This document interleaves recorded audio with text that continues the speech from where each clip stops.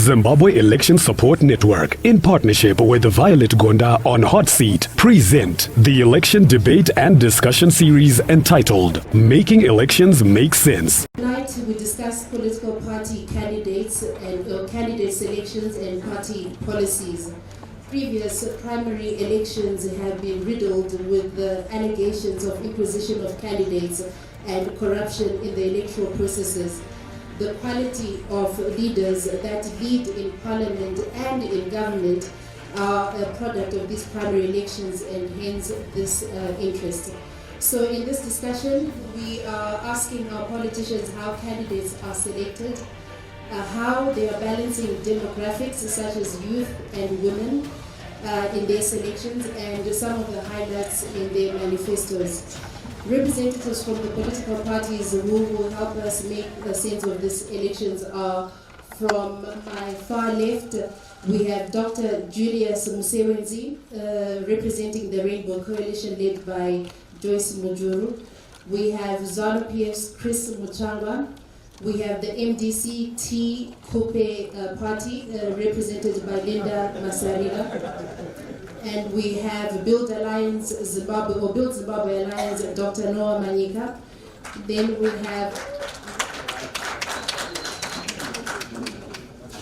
we have Dr. Simba Makoni representing Code, and Julius Mawarire, who is representing the NPF. As I said, Mr. Mwonzora is running late, and we had also invited Temba Meliswa, but he's traveling, so he will not be able to join us today. So we welcome you all, and thank you for accepting our invitation to speak on the forthcoming elections on behalf of your political parties. As I was saying, there are more than 100 registered political parties in the country, so we couldn't exactly invite all of them, but we're going to be running this election debate series until the elections, so we will get time to invite some of them. Having said this, we are pleased to have so many parties here, both from the mainstream and some from startup parties, because we have a lot of issues to discuss, and also so that we can take questions from the floor. We will need to stick to some strict time limits. I have a timer here and ask that you all limit your responses to 1.5 minutes. And then for those watching online, we are live streaming on Facebook via 263 chat or ZESN, that's ZESN1, and also First TV Facebook pages. And for those tweeting this event, the hashtag is ZimVotes2018. That's hashtag ZimVotes2018. We'll also try to look at contributions from those who are listening in on Twitter and Facebook. Now, let me start by asking our panelists that in their opening remarks, can you tell us what makes your party the party that Zimbabweans should vote for? And I'll start with Dr. Simba Makoni. Thank you very much, Violet, colleagues and compatriots. Thank you for the opportunity to share this evening.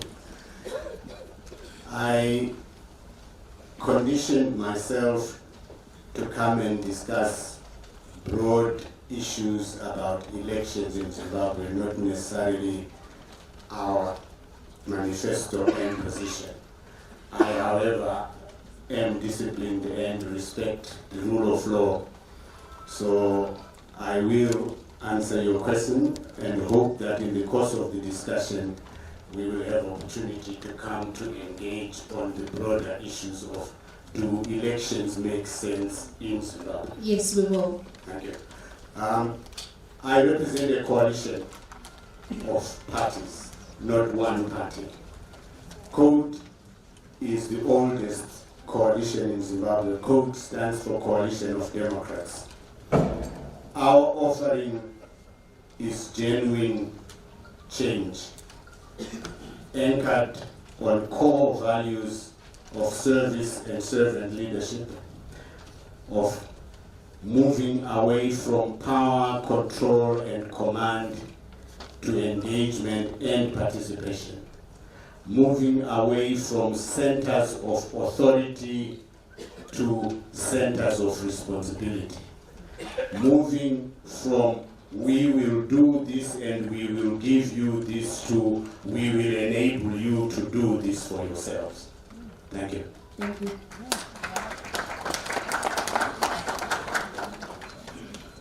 Good evening. I'm Dr. Manyika, and I'm honored to be here. Thank you so much for inviting us. Like Dr. Makoni said, I was also conditioned myself to really talk about the broader issues because I really believe that one of the biggest problems that we have in Zimbabwe is always looking at winning an election instead of actually thinking about building the country. So the Build Zimbabwe Alliance actually started as a personal mantra of mine to encourage people to not be on the sidelines and to attempt to mobilize Zimbabweans wherever they are to participate in the direction of their country and in building it. And what we have done is set up a platform for people, like-minded people who share our values, that you know what, it's high time every citizen in this country felt like they could play a part. And beyond feeling like they could play a part, actually provide a platform for them to do so. Go beyond this requirement that is there, that in order for you to actually effectively contribute anything to your country, you have to have been in some party structures for 6, 7, 8 years or something. That has nothing to do with competency, that has nothing to do with honesty, that has nothing to do with the ability to actually impact your constituency. So that's our commitment. We have created this Build Zimbabwe platform and Alliance platform, and it is for people to come together to work to provide solutions for their country. It doesn't matter where they are, whether they're in the diaspora or here. Thank you. Linda? Thank you. Good evening. Our party recently had an extraordinary congress on Saturday, and there are some core values that we had to relate to, and which we are going to be actually implementing as we are going forward, which are the critical fundamental issues like constitutionalism. We have been living in a country that has never abided by the rule of law, by the constitution of this country, and where political parties and political leaders have been doing what they want willy-nilly over the years, which has had a negative bearing on the quality of life of every Zimbabwean in this country. So going forward, MDC-T, led by Dr. Khupe, wants to ensure that rule of law is preserved in this country and that constitutionalism becomes, the constitution of Zimbabwe becomes the supreme law of this land. We cannot continue on the same negative, repetitive behavior of just grabbing power at the expense of the masses and having the masses going to work with low salaries and everything else. So in short, MDC-T, led by Dr. Khupe, is standing for social democracy, labor justice, gender justice, and inclusivity. We are speaking to the issues to do with devolution of power. We want every Zimbabwean to have equal opportunities to be able to live as a first-class citizen in their own country and not to live as a second-class citizen. Thank you.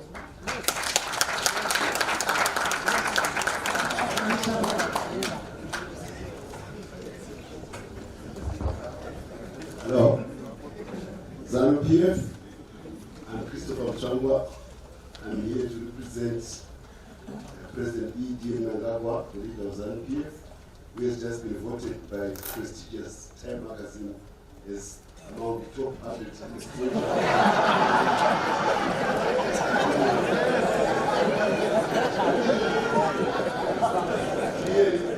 Clearly, this is an indication that this is a part of consequence.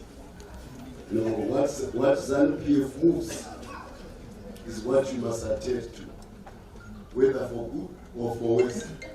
But with the change in November, it has rekindled hope among Zimbabweans. It has excited the world. It has made Africa feel like that it should be a global continent with aspirations of all other continents. That's what ZANU PF stands for: a party of history, a party of destiny, a party of consequence. We change history in ZANU PF. We did that in 1980, and in November we did it again. After all these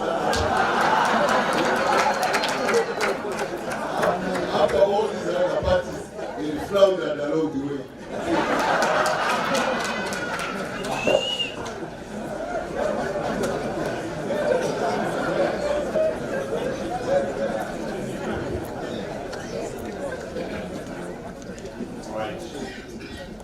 I'm representing the People's Rainbow Coalition, led by Dr. J.T. Aramujuru. We are a rainbow party, a mixture of the old and the youth. And we value inclusivity. We need to cover every family. As a party, not promising anything scientific. We are promising basic things that the current government is not doing. We want to promise basic governance, food security, so that Zimbabweans enjoy their Zimbabweans. Thank you.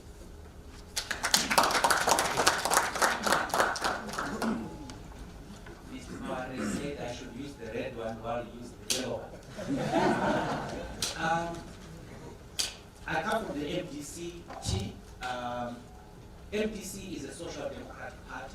It is founded on solid values, the values of freedom, justice, equality, fairness, solidarity, and democracy. This is a very experienced party.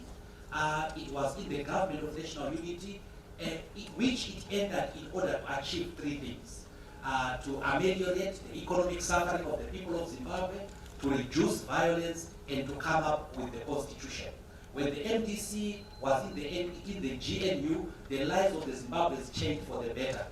Violence went down, and we came out with the constitution of Zimbabwe. This is a party that achieves, this is a party that does not just speak and promise. We have the critical mass, and we have the capacity to run affairs of this country.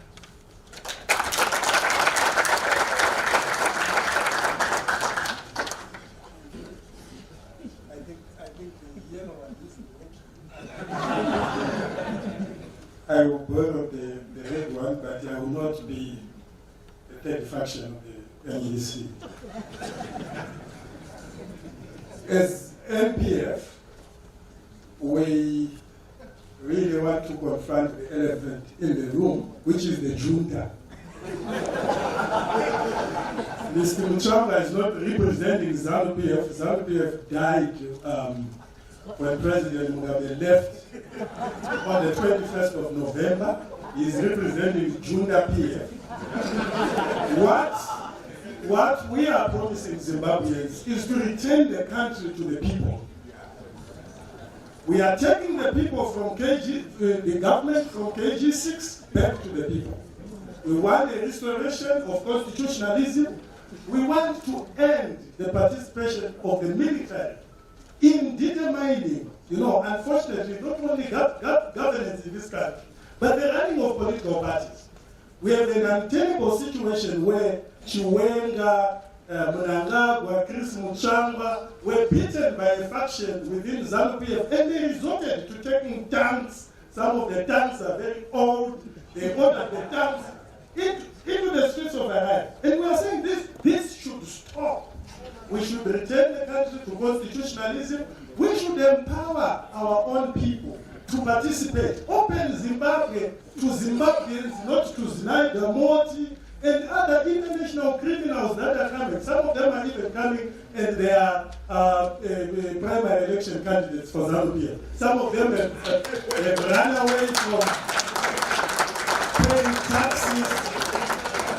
We have a cabal of thieves that are running away from the United States. Some are running away from, they stole 6,000 pounds in the UK. And these are finding their way into this Junta PF. And we are putting a stop to that. We are saying this country should be open to local investors before you go out and sell it to criminals, international Thank you very much. Thank you very much.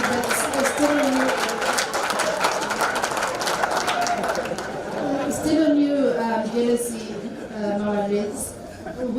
You keep saying we. Who is we? We, the LPF. I thought you invited me to represent the LPF.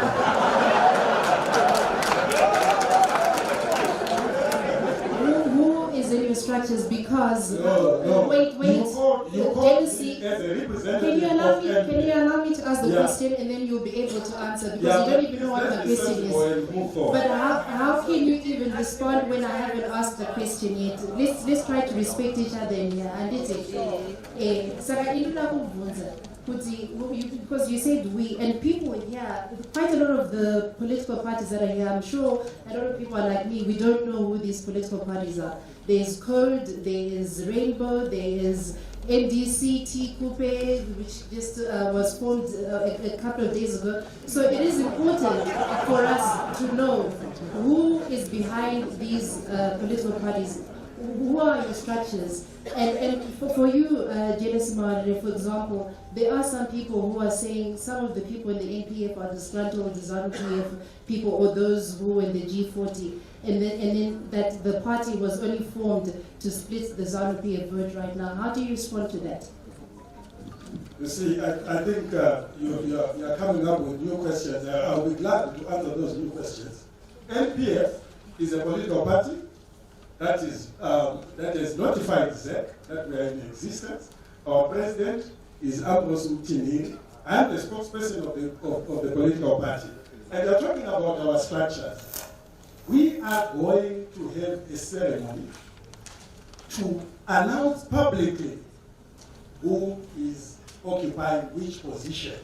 I'm not going to do it here because there is a ceremony that has been planned to do that, and it will be very big, by the way. And you are saying we will split ZANU-PF. ZANU-PF, for your own information, is not in existence. Junda PF is the one that is in existence, that is represented by Chris Mutsvangwa, and it does not have voters of its own. The voters roll has 5.3 million Zimbabweans who are prepared to vote for any political party that makes sense to them. They are not owned by ZANU-PF, they are not owned by Junda PF, they are not owned by ED. That's the reason why ED is even also availing himself to those people. We are not dividing any vote. If we are dividing any vote, who is multiplying the votes?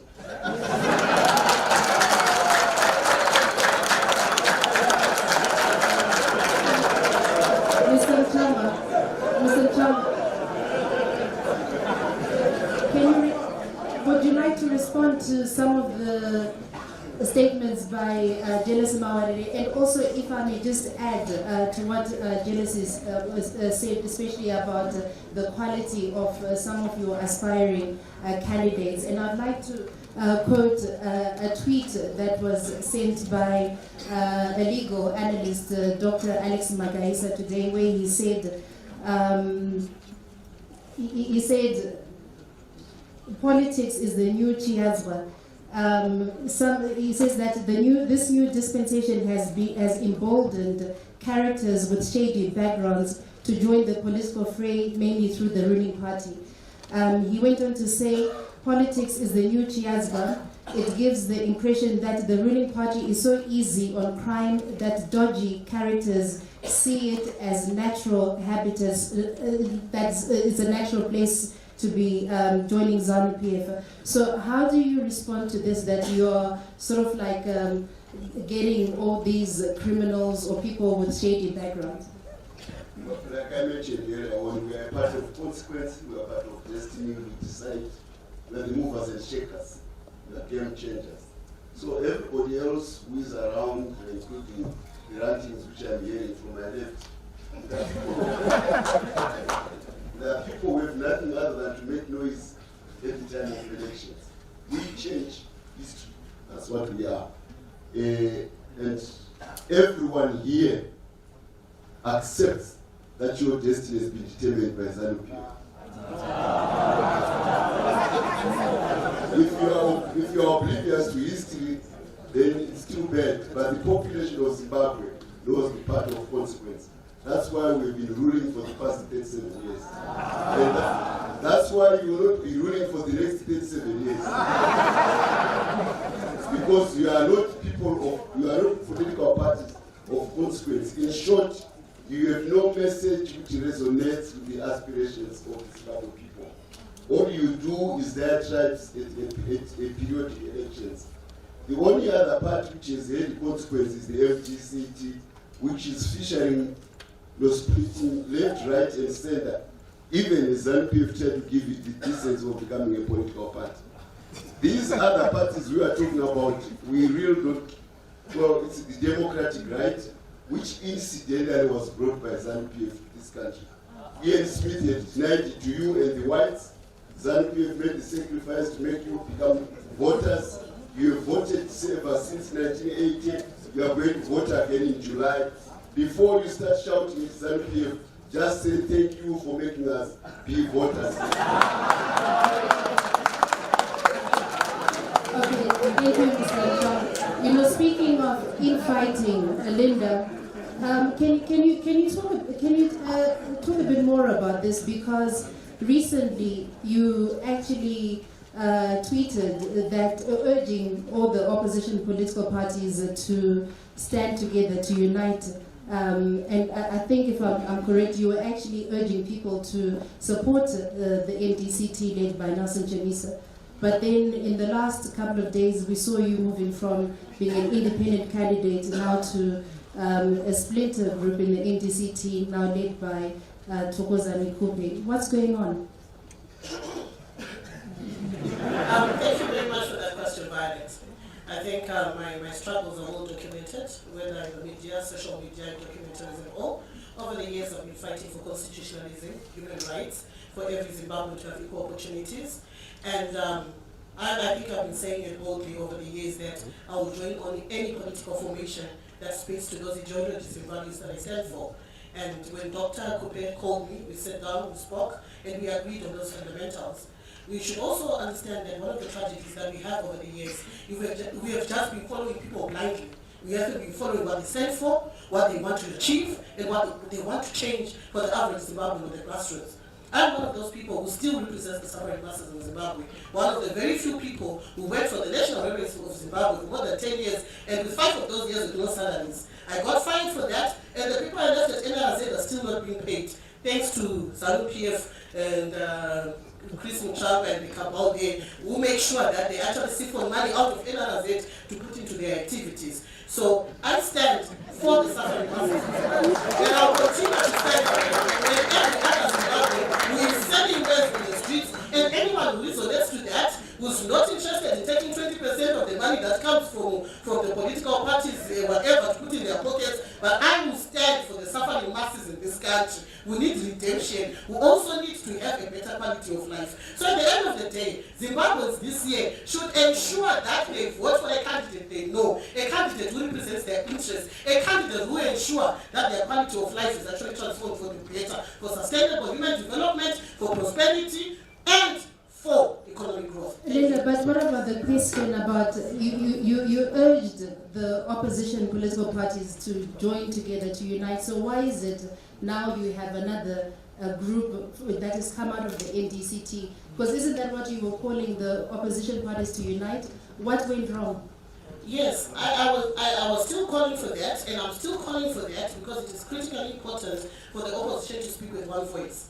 But so long there are other elements who do not subscribe to the rule of law being supreme law in this land, there will never be that cohesion. What is critically important is for political party leaders in the opposition to speak with one voice, to actually uphold the rule of law. So long they all don't subscribe to that, I don't see that unity coming forth. It should not be a unity of egos or a unity of leaders with a big following. But what is critically important is, are we willing to transform Zimbabwe to the better? Are we willing to stop being an isoformic mimicry of ZANU-PF, which does not abide whatsoever by the constitution of this land, which was voted for by the people in Zimbabwe?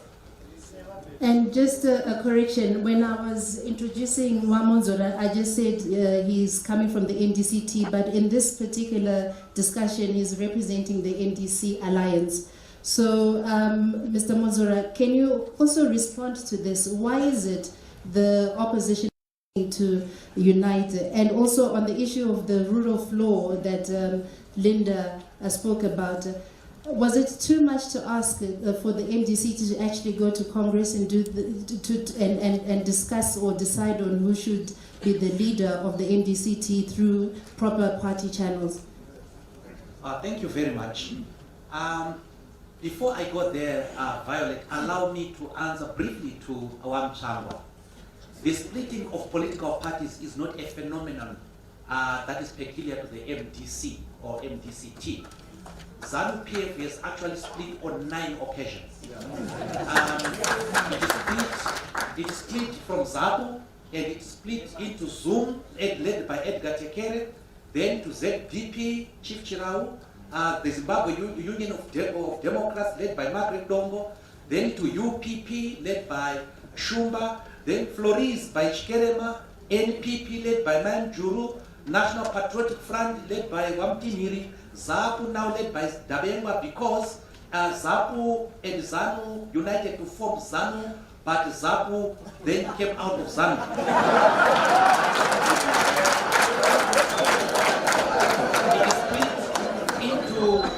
Zimbabwe People First, which is led by Brigadier Agrippa Mtambara, and I also know that there is another ZIMPF that Mr. Basikiti was leading the other time. So on 10 occasions they've split. And then you come to the groupings within ZANU-PF. There was Mr. Mwonzora, we get your point. Can you now? We don't have time. I'm sorry, we don't have time. He's made his point. Yeah, so can you now answer the question? Yes, thank you very much. The split in the MDC is very regrettable, and we are working flat out to make sure that we try to mend the fissures. It is regrettable because you have this side saying this and this side giving a justification. But at the end of the day, what is important is not who you are, or what sex you are, or what age you are. What is important is what you represent and what you stand for and who you stand for. So on that we are agreed.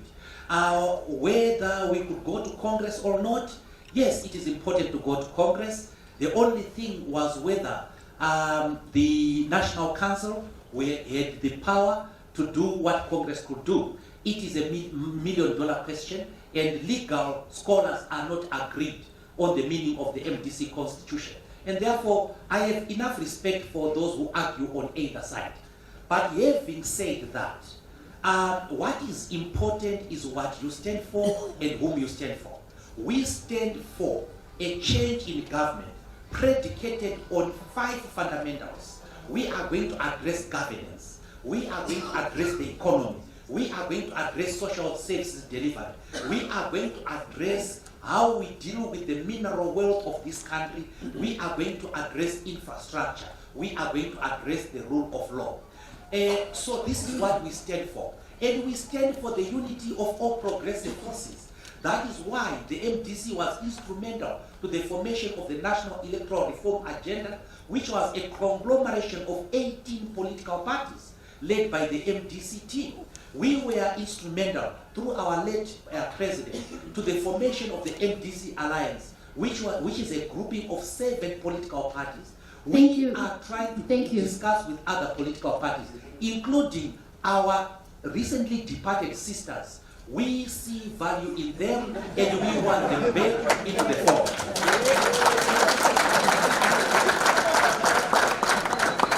Dr. Noah Manyika, I see you looking at me like that. Is your party so small that you don't even need to infight? So I'm sitting on the edge of my chair right now because when we talked before, you indicated that what we were going to talk about was electoral reform and all these other things, but I didn't realize that we were coming in for a debate. So now I'm putting on my debating cap. So it's only in Africa that a political party will boast and say this is black and this is white, and people will actually cheer. It's only in Africa where a political party will boast that at independence, the commitment of ZANU-PF was to reduce poverty. That was its #1 commitment.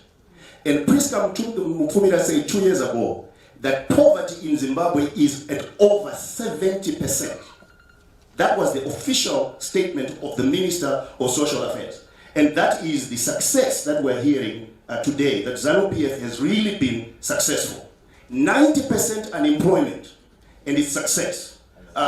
People unable to pay their children's tuition and its success. You're not able to get money from your bank account and its success. Look, it's high time we Zimbabweans decided that we are not stupid. We are not fools. Zimbabweans are not fools. And some of us, we may look, and I hear all those insults, all you people are inconsequential and all of that. That has been the problem in this country. That there are some people who say some Zimbabwean citizens are of no consequence. And as a result, we continue with the same leadership that went and sat at the feet of a witch doctor who said that there is oil coming out of the rock. We are expected to accept that. Listen, I come from a family that participated in the liberation struggle. Robson Manyika Avenue is named after my uncle. He's one of the first people who went to the liberation struggle before it was popular to do so, 1963. And 17 years we did see our uncle. He was fighting out there. Before some people left, whether they were at school or whatever, before they went to join the liberation struggle, we're not fools. And it's high time we Zimbabwean citizens reclaimed our history and the narrative in this country. And Zimbabweans insisted that we have every right to determine the future of this country and to participate in it. Let me say one more thing. There's a man from ZANU-PF who said at one time, Cherotika is a dongi, per ballot box you vote for it. Do you agree with that? We don't agree with that. We are intelligent people. When a country which is one of the most literate countries in Africa has 90% unemployment and this kind of dysfunction, something is wrong somewhere. So, I didn't come here, honestly, I didn't come here for a political debate, but if that's where you want us to go, we'll go there.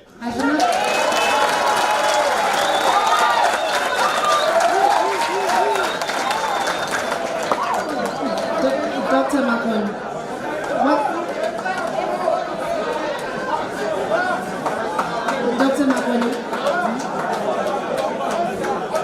what can you say about all this? In fact, what is the way forward? And the reason why I was asking, especially on the issue of the MDC-T fights, the infighting, it was because a lot of people are saying, how can we have change? This change that even Dr. Manyika is talking about when the opposition is fighting. How are you going to fight this ZANU-PF?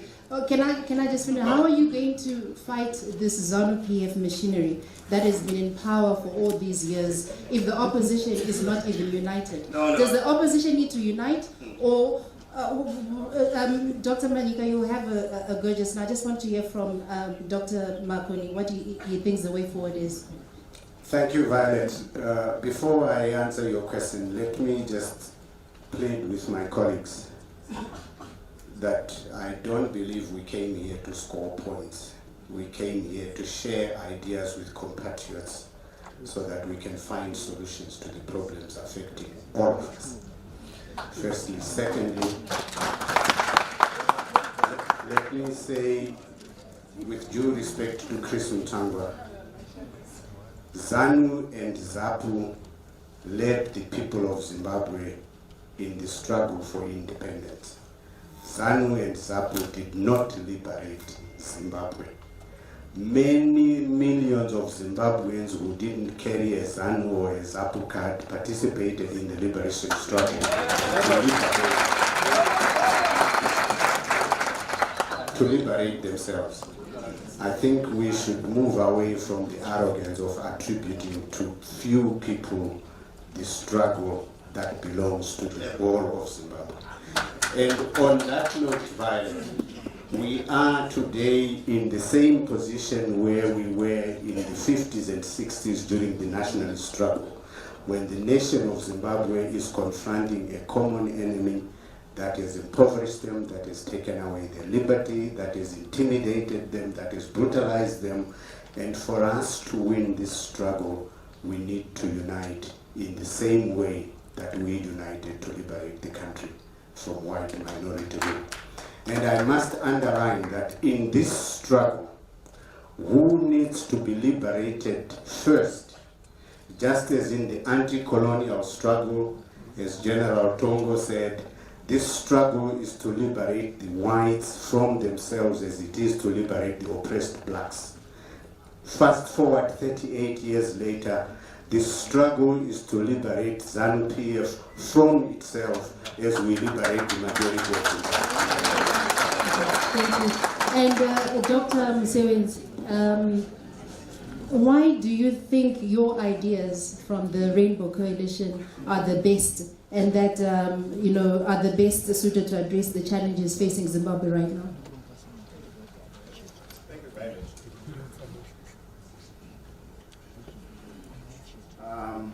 The most important thing is that the Rainbow Coalition, I say it's a party made up of the old and the youths. The old we have war veterans and the ordinary people who saw we experienced the liberation struggle. And they believe today, 38 years after independence, that what they fought for is yet to be achieved. That's why I'm saying we have to go back to the basics of providing infrastructure, basic health care, basic food to Zimbabweans. That's what we fought for. And that's what our people or Zimbabweans deserve today. Thank you. Dr. Manyika, you can come back to your earlier question. Yeah, you had indicated earlier that, the opposition parties must unite. You're fighting. I'm not fighting against the opposition, any opposition party.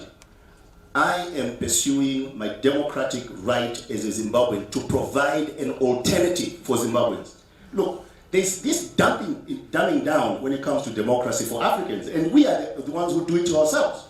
At a time when we should all be doing everything that we need to do to mobilize Zimbabweans and to tell them what is at stake. By the way, in our own responsibility as the Build Zimbabwe Alliance, and I'm sure some of you have seen this, we've been very, very disciplined because we see our responsibility not just to campaign for elections, but to really educate the electorate about what is at stake. And it's really a long-term thing as far as we're concerned. The people deserve the truth. And anyone who wins this election, by the way, because they have excited the electorate and they win on the basis of this excitement about things that cannot be delivered, is actually going to be in trouble with the Zimbabwean electorate. I don't think that they will last one term. I really don't believe that. We have to tell people the truth. Our people are not fools. They are not idiots. We are a very, very educated country, and we need to tell people the truth, even about how difficult it is going to be to bring down employment from 90% or whatever it is. We have to tell people the truth. And we also have to focus this fight on what matters. Here's what I believe, and I'll be short. I really believe that this fight is about the war on poverty. If we don't win the war on poverty, we cannot move this country into the ranks of the first world. So we must pay attention to the rural economy, make sure that we do everything to integrate the rural economy into the national economy. And there are times when we talk about these big infrastructure projects. Let me tell you an important infrastructure project. It's making sure that the roads that link the rural economy to the national one are good roads. And right now, let me end with this. Remember how Zimbabwe is split up when it comes to constituencies. We have 60 constituencies in the cities, 150 constituencies in the rural areas. The majority of our people live in the rural areas. The majority of our people live under poverty. And unless you can demonstrate to the Zimbabwean people that your commitment is to deal with that, you must not be elected. And just a short one, 30 seconds. What is the status of candidate selection in your party now? So, because our commitment is not just to win an election, but we have a civic responsibility, we really invest a lot of time in identifying, educating, even our candidates. Let me tell you, we are going to have a repeat of the same problem that we've had, that a lot of MPs that have been elected, even under ZANU-PF, have never read the constitution of the country, don't know what their constitutional responsibilities are. And if in the opposition, we just elect people in the opposition because they have been card-carrying members of our party for 6 years, but we never go into an educational process for doing that, then we're in trouble. So our focus is actually selecting, identifying rather, and investing in those candidates and providing those candidates who have demonstrable understanding of what their responsibilities are. So you're fielding in all 210? Yes, that's our goal. Okay. And NPA? What is the status of the candidate selection? Hello. I think before I answer that, there is a contribution that I want to make, which I think is very fundamental.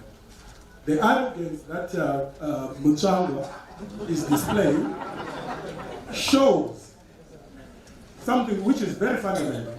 And he gave it out when he addressed some intellectuals at SAPES. He told all of us, including diplomats, that decisions in this country are made at KG6. Whether they are political, electoral, economic, they are made at KG6. And it was on the day that he had been selected to be Minister of Information, and I know a decision was also made at KG6 that he should not be Minister of Information. He was talking of something that he knows. So we have something that is very fundamental, that should be addressed, not only during this campaign, but it is a governance issue that we have to confront as Zimbabwe. We have really to define the role of the military in governance and even in elections, and ensure that what we saw last year, where the army moved in and took over power, should not be repeated. And that is very fundamental. That is the elephant in the room. That is the reason why the MDC-T won elections in 2008 and could not take over power. It was the military. So we have, unless we confront that, we are not going anywhere. We should not sit here and lie to ourselves that we are going to have a free and fair election when Mutsvangwa and his cabal have deployed soldiers. They have deployed soldiers. Right today, I was told, in Cholocho district alone, there are more than 2,000 soldiers deployed there.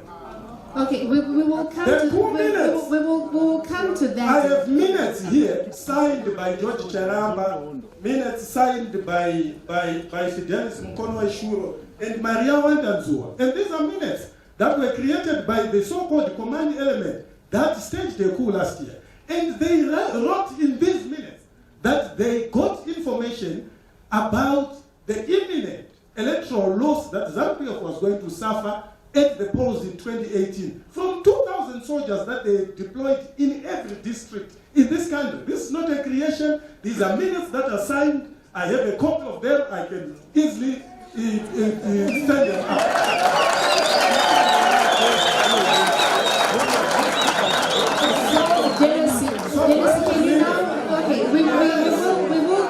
Military intervention, we will ask about that. No. And also, wait, jealousy.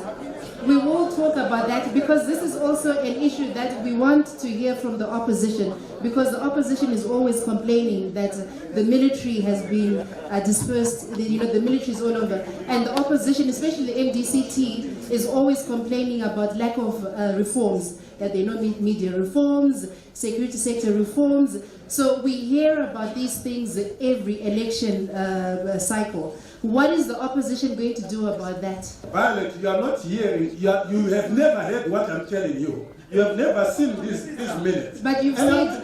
Yes, but I'm telling you that there are a lot of things that have passed in this country as political happenings when they have been initiated by the army, including the demonstration on the 18th of November. There were people who were abducted, and Mutsvangwa knows. These people were abducted by the army on the 17th of November, and they were forced to demonstrate. So can you come back to that? Can you answer my question? Yes, I'm going somewhere. We are talking about elections. Because we have too many questions. We are talking about elections. We're talking about elections. Yes, so can you answer my question? We are talking about elections, and we are talking about an illegitimate government that has been... We have heard that. Pretending to be running elections in this country. Mr. Mutsvangwa to respond just yes. now, but can you just answer my question about your candidates? What is the status of the primary elections? Then we'll go to Mutsvangwa to respond to what you just said. I think I told you that we are a new political party, and we are going to announce our structure, and we have processes that we are doing, and we are working on the ground, and part of the mobilization that we are doing is centered upon candidate selection. So we have people that were... So you filled in all 210 constituencies? Definitely. Okay. And in 1,958 wards in this country. Yes. All right. Let me, before Mr. Mutsvangwa comes in, I want Mr. Mwonzora to respond to what I'd also asked Julius Mawarire. You know, this whole issue of the military. Do you honestly think that the military, as Julius has said, the junta, did all this in November just to let the opposition come and take over? Do you think they spent all this time to remove Robert Mugabe just to allow the opposition to take over? And also, what are you going to do about all these issues that we've heard that Julius has raised, that there are thousands of soldiers in the provinces? We are going to take over, whether the military likes it or not. We are going to take over, whether they will it or not. It is not up to them. We will not take over governmental power in this country as a result of the benevolence of the military. We are very, very clear that we want to take over governmental power through peaceful, constitutional, and democratic means, and govern differently and change the lives of our people for the better. Our enemy is not ZANU-PF. Our enemy is poverty, misery, murder, mayhem, corruption, and selective application of the law. That is what we seek to fix. Regarding the, I am involved in the issue of electoral reforms. Regarding the electoral reforms, one of the outstanding issues is the militarization of the election management body. 18% of workers in Z have a military background, are from the military. And I can anticipate what my brother Mutsvangwa is going to say. He is going to say, well, they retired and they are entitled to be employed. But let me say, these military people are not there by accident. In 2002, the military officers, the top military officers of this country, issued a fatwa, and they said that they will not salute anybody without liberation war credentials. After that, military officers were deployed to ZEC. So these people, although they have retired, they are recipients of that order, and they cannot deal with they cannot do justice to the electoral to the electoral system of this country. They are recipients of that order, and I dare say they are recipients of an unconstitutional and illegal order. Regarding the preparations, the MDC has issued notices for applications for primary election, for considerations as candidate for primary elections. These applications are open to all members of the MDC, irrespective of race, color, tribe, irrespective of sex. And in our application, we have said that we are going to adhere as far as we can, and we want to get it 100%. We want to adhere to the women's quota 50%. We have gone beyond that to say 20% of our candidates will be youth. It is a double whammy to a woman, to a person who is both a young woman, who is both a youth and a woman, because they benefit from that. We are now in the process. Our election directorate finished today to 10 seconds to wrap up. Yes, to prepare the list. We are going to start with consensus building, where two candidates who are contesting each other are encouraged to talk. After that, we will have primary elections to determine who our candidates are. And we will finish this by the 12th of May. Thank you. Mr. Mutsvangwa, so much has been said about what ZANU-PF is doing, especially on the issue of soldiers who have been deployed to the provinces. Why is ZANU-PF doing that? What can you say about this? It's like I've come to a gathering and to a panel of narcissists.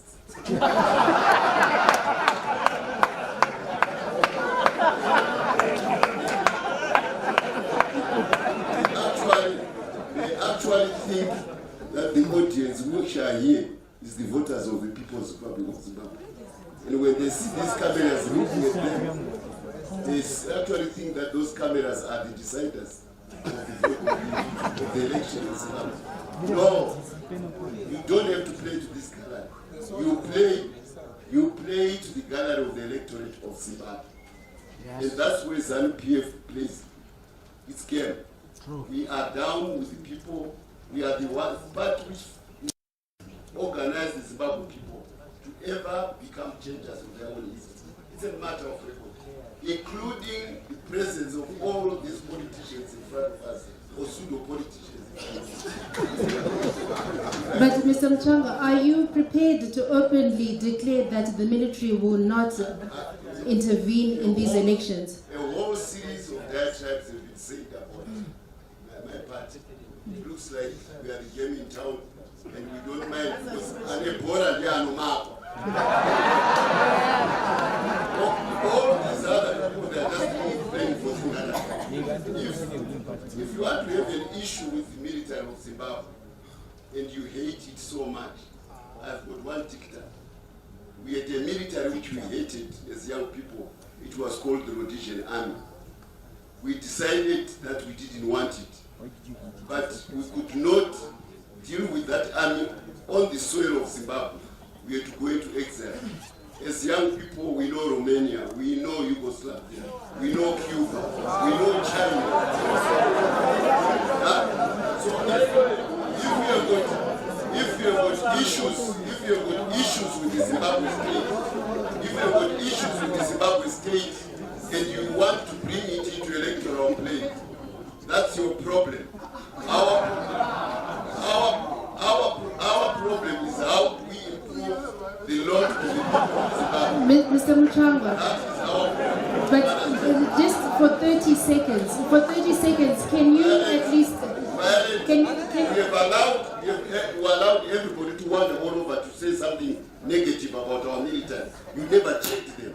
I'm here to defend. So that's why I'm asking you to respond to that, but you're not responding to that. There's no Zimbabwean military which decides the election of Zimbabwe. We are going to vote. All these people are trying to canvass for votes. They are not trying to get the vote from KG6. They are trying to get the vote from the people of Zimbabwe. That's where we are on the ground, because we know the fate of this country is decided by the voters in their respective constituencies. That's where we are. All this halabaloo about the military is just by sore losers who cannot win a vote. Okay, thank you. Dr. Manyika, you've been going around the country to the rural areas, the provinces. Have you come across soldiers or plainclothes military personnel? I'm glad we're talking about that, because one of the things that I committed to do is when we go around, we actually ask journalists to come with us to witness some of the things that we experience. So in February, we were supposed to have a rally in Simba, and we had this clear to have that rally. But when we then organized to have that rally, we were told that the Minister of Justice, Ziambi, had actually written a letter to the District Council of Simba and said that no political party except ZANU-PF was allowed to campaign in Simba until after the election. This is on record. I can see a couple of the journalists who went with us here. That was designed to intimidate us from actually going into the community, so that even though we actually had police clearance, we would be afraid because an order had come from ZANU-PF. Look, as I said before, we can talk about all these things and we can try to paint ourselves white when we're black, but that doesn't change the fact that ZANU-PF has been a failure at governing. It doesn't change it. And all you have to do is to look at your own circumstances. If you leave this room, believing that there is success, then you're saying this is white when it's black. The objective facts are that in this country, we have 90% unemployment.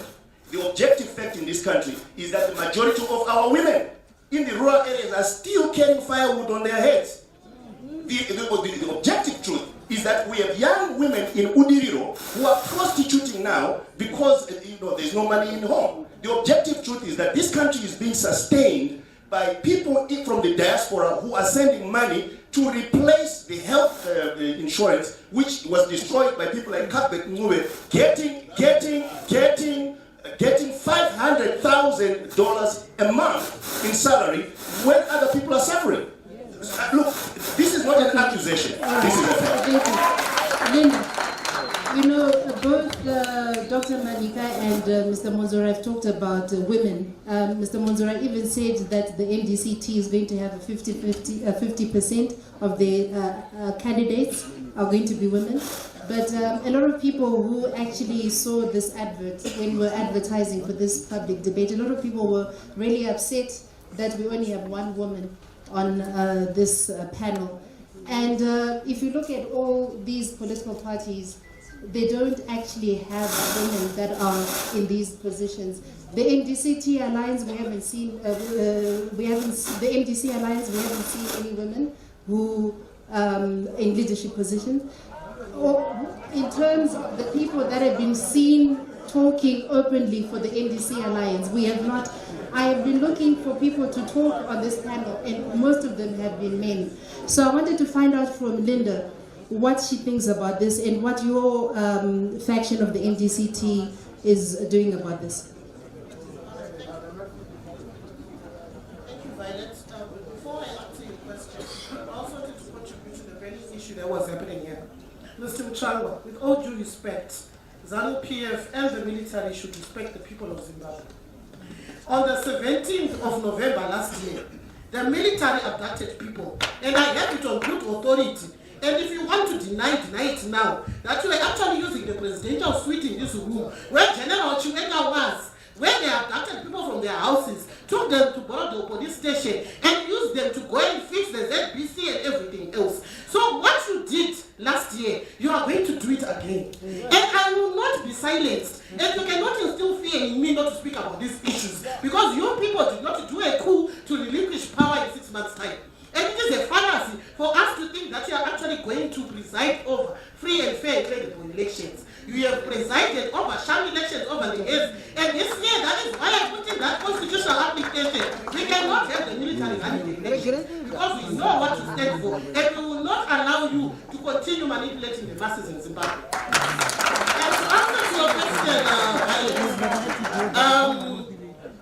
you must realize that misogyny is real. Patriarchal dominance is real in all political parties in Zimbabwe, save for the MDC-T led by Dr. Khupe. It is the first political party with 50-50 gender equality in the standing committee. It is the first party with 40% youth in the standing committee in Zimbabwe. And we want to ensure that we will have a candidate selection when we go to elections as well for our candidates, where we are going to have a separate listing of candidates, 110 female, 110 male. We want to ensure that Section 56 of the Constitution of Zimbabwe is actually upheld and becomes a reality in this country. Thank you. So in terms of your candidates, you're also going to field all 210 you have in all the constituencies? Yes.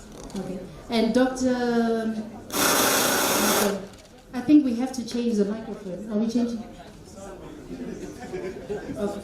Violet, I raised my hand to follow on Noah just to add one point about our state, the condition of the Zimbabwean. We are poor and we are thoroughly intimidated and fearful. That is what ZANU-PF has done to us. And when we talk about the need for change, the first need for change is to remove the fear that has been inflicted on our people over 38 years. In fact, for some of us, it's more than 38 years because we lived in fear in Rhodesia and we continue to live in fear in Zimbabwe. The other material conditions that reflect our state, poverty and unemployment, are superimpositions on a soul that is thoroughly intimidated and fearful. And also on that issue of the fear factor, so I come back to my earlier question, the question that I asked Mr. Mwonzora and Julius Mawarire on this issue of the military, that do you think that they did all this to remove Mugabe, just to allow the opposition to take over? And also on the issue of reforms, What is the opposition doing about this? Because you all cry about that there are no media reforms, there are no security sector reforms. Some of you have never even seen the voters' roll. So if all those things are not given, you don't get all those things before the elections, why participate in elections that you know will only favor one party according to you? That's it. Well, the answer to your question is no. The military did not stage a coup on November 17 in order to hand over power to somebody else. Second answer to your question is the whole purpose of struggle is to make change, including making change on these points about the voters' roll, about the intimidation of citizens, about the denial of citizens their right to free choice. That's why we are in the trenches of the struggle for change. And Rainbow Coalition?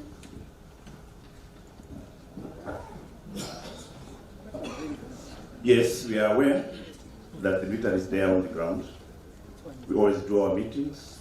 We meet 1 or 2, but we can't say the numbers. We haven't counted them anyway.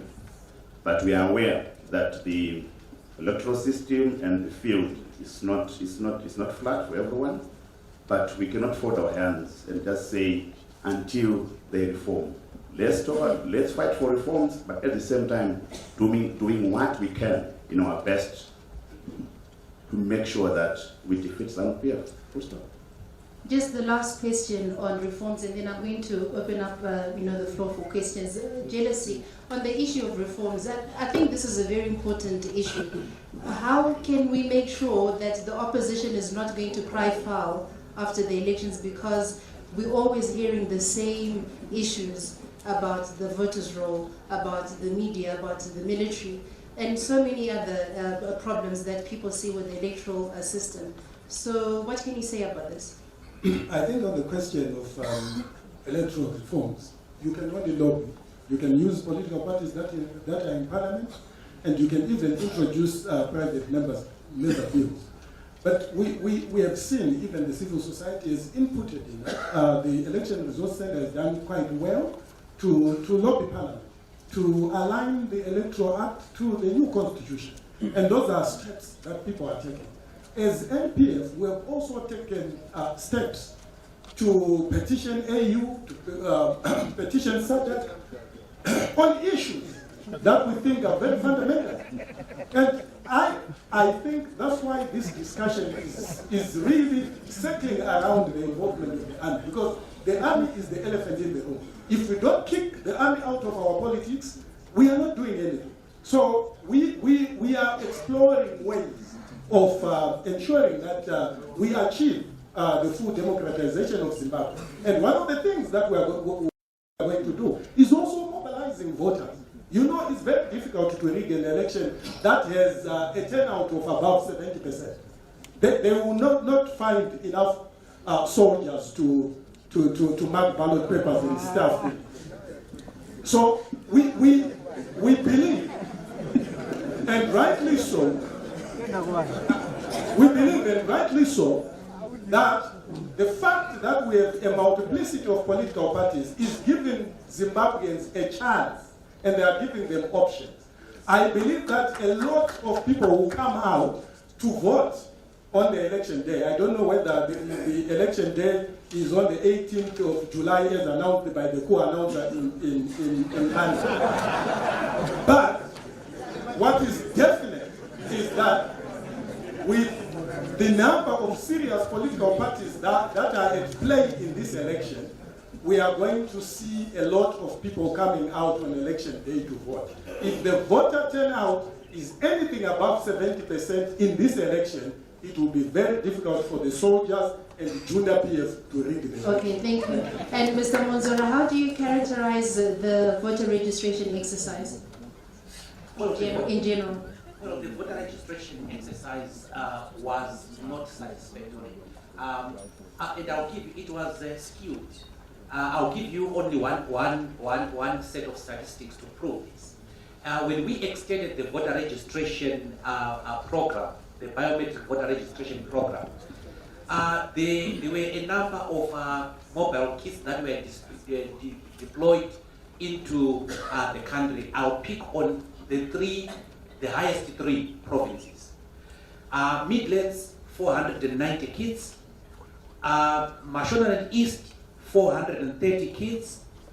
Matebeleland South, 390 kids. These were the three top, the highest provinces where the highest number of kids were deployed. And let me tell you that Midlands is where the president comes from, number one. Mashonaland East is where the Vice President Chweka comes from, number two. Matebeleland South is where Vice President Mohadi comes from. So the highest number of mobile kids during the voter registration exercise were deployed where the presidium is. And that is hardly fair. We also saw a massive disenfranchisement of Zimbabweans in the diaspora. Our constitution says every Zimbabwean has the right to vote. It does not say every Zimbabwean in Nyanga, every Zimbabwean in Mutoko, every Zimbabwean in Cholocho. It says every Zimbabwean has the right to vote. Every Zimbabwean, wherever situated in this world, have the right to vote. So it is far from satisfactory. Thank you. And so last question for Mr. Mutsvangwa, and then I'll allow the audience to ask questions. And people are complaining about Nyayema media reforms. And just watching ZBC, especially in the last few weeks, seeing even rallies, Chamisa, rural areas, the kind of coverage that we see is actually shocking. You know, you are advertising to the whole world that there's this new dispensation. But then when you see this bias media, I think there's a problem that, especially for me as a media person. So do you really think that there is an equal playing field when the ZBC or the state media only covers the ruling party? Well, I've got to start by commenting on the bias which is in the presenter of this show tonight. Because what you're in what ways have I been biased? I thought I'm asking the question that each person has to respond. The moment you already say shocking this and that, and then you expect me to answer. Now you are even before I even answered, you are trying to make it into a debate between you and me, which is really pathetic.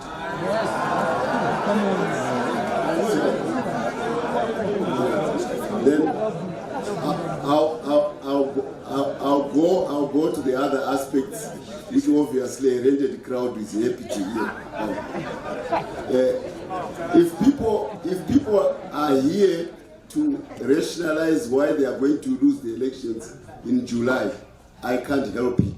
Because all I'm hearing is people who should be going to canvass for votes, but they're explaining as to why they will not be in power after July elections. There's definitely no hope of ever winning by any of the people who are here.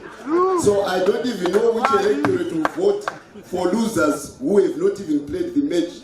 They played the game to lose. Then the next thing they are saying is that the electorate doesn't matter. What matters is KG6. Then I thought maybe you need to get to the KG6 and start canvassing votes from KG6, because that's where you think power resides. We in ZANU PF know the power resides in the people. We are in the constituencies. I'm coming from there, canvassing votes, going from house to house, saying how can you vote? Because that's where we know power comes from, not the KG6. But so I'm not going to be bothered by people who are looking for rationalizations of how they will not be in power after July 2018 elections. No, I'm not going to be bothered. Okay. What we are going to be bothered with as ZANU PF is a program for the regeneration of our economy after we got rid of Mugabe and his cohorts. A job which the MDC and many others had tried to do for years on end and failed. Then we just efficiently discharged that role. Okay, That's all right. So we are game changers. We change the game. Yes. That's what we are. You can howl, you can shout, we are game changers. And you'll be following the game which we have changed. Okay, all right. The new Zimbabwe. Thank you very much, Mr. Chaka. I think in this next session, let's now ask you all to ask the questions, because I don't want to be accused of being biased. From our politicians. Can we have someone? Okay.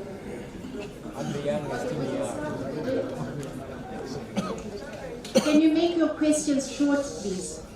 Thank you. My question is directed to Comrade Mutsvangwa. I was 12 years in 79, so I didn't go to Cuba, to Romania, or whatever. But I know that Zimbabwe was being liberated here, not in Cuba. The front was Zimbabwe. I was born 68 in Rhodesia, not in Cuba. I didn't participate in the struggle, but I was born at the front. You trained militarily, so you understand what I'm saying more. I heard you just say ZANU-PF is a part of history and testimony. Is it true that ZANU-PF is a part of distorting history? It was not the only nationalist movement, and the militants were not the only players in the nationalist struggle. I always hear words talk about Kakao, talk about and so forth. Yes, I'm just asking, well, I might not be phrasing it well, but finally,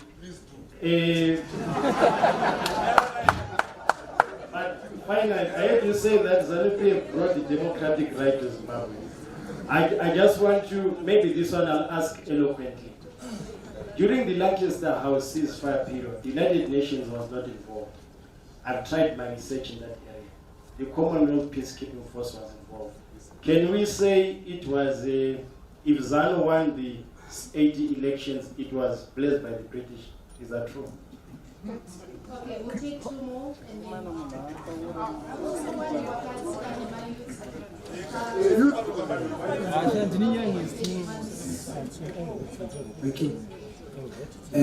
my question is directed to the opposition. Please, can you stand up? We can't see you. I'm over here. Where? Yeah. Okay. Question yangu ku opposition. All along they've been saying no elections, no reforms. Effectively they've been saying to their voters, don't go and register to vote. But they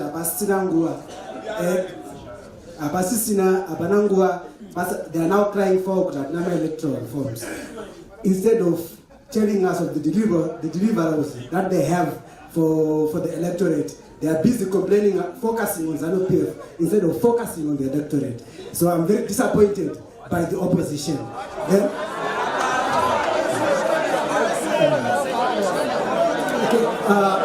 thank you.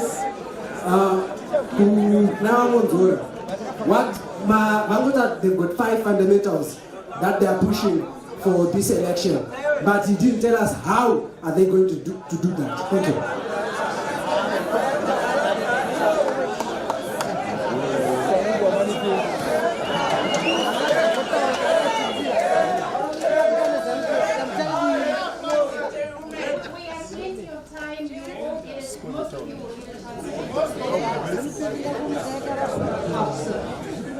Thank you. My name is Tifazo Thomas from BZA.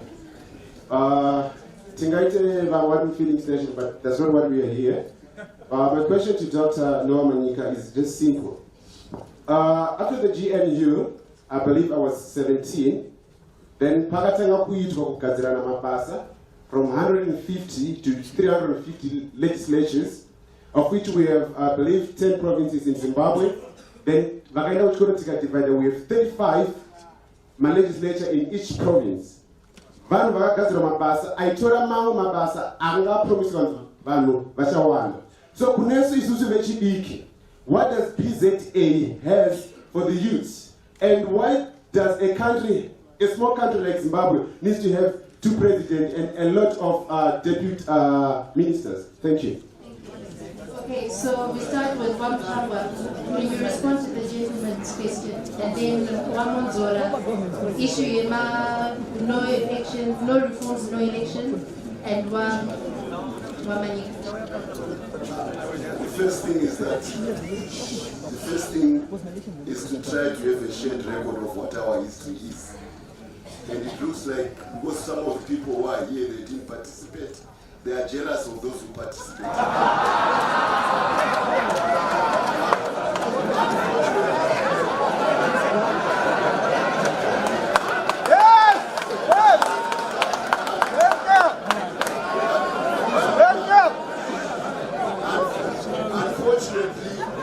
Unfortunately, they equate participating in the liberation struggle to a match between Highlanders and Dynamo. It's not. You go and die. You have only one life, and you go and die, and you don't come back. So don't try to be jealous. Just try to respect the generation which made that choice to die. So that you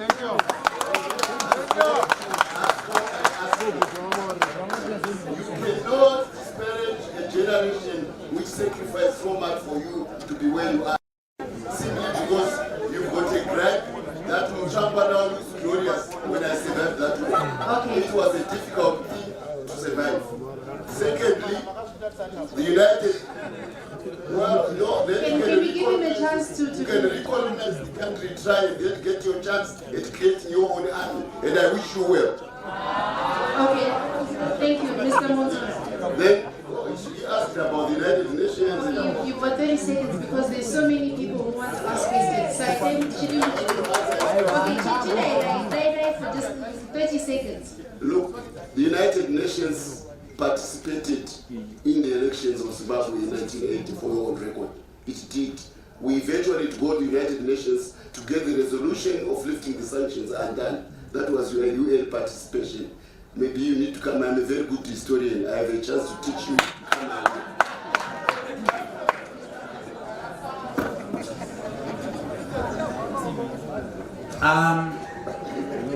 I want to say to the gentleman who is disappointed by the opposition for advocating for no reforms, no elections, no reforms. I just want to say that I've got great news for you.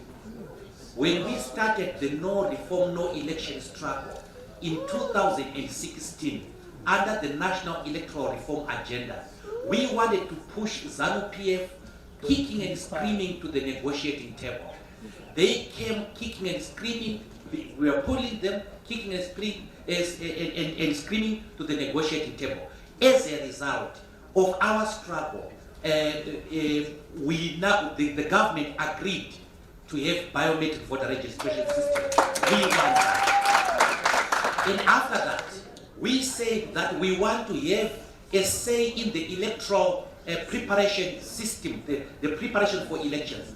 We formed the ZEC Political Parties Dialogue Platform, where political parties and ZEC would interact on the areas of electoral reform. We want that. We then formed the high-level political platform made up of the Zimbabwe Election Commission as well as the 3 political parties in government to deal with the critical issue of electoral reforms. We were involved in the mapping of the voter registration centers. We were also involved and did observe the procurement of the biometric voter registration kits.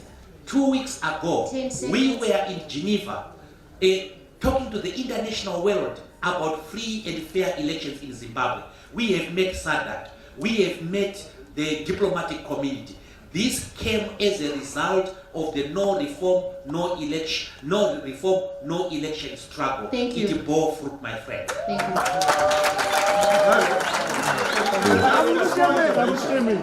To answer this guy, I don't think Zimbabweans have a problem with war veterans. We have war veterans in our various political parties. We are only disdainful to those war veterans who are infamous for stealing underwear during the Liberation War and now take themselves as stockholders of this country. That is what we are worried about. Thank you.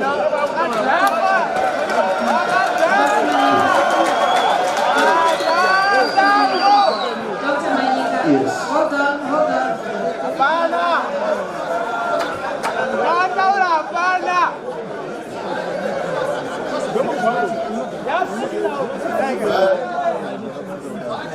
Mr. Moderator and everybody seems to be excited about slaves by an ill-informed individual. For your own information, we fought that war. Women did not even have underwear, neither did men have. We did not. Yes. So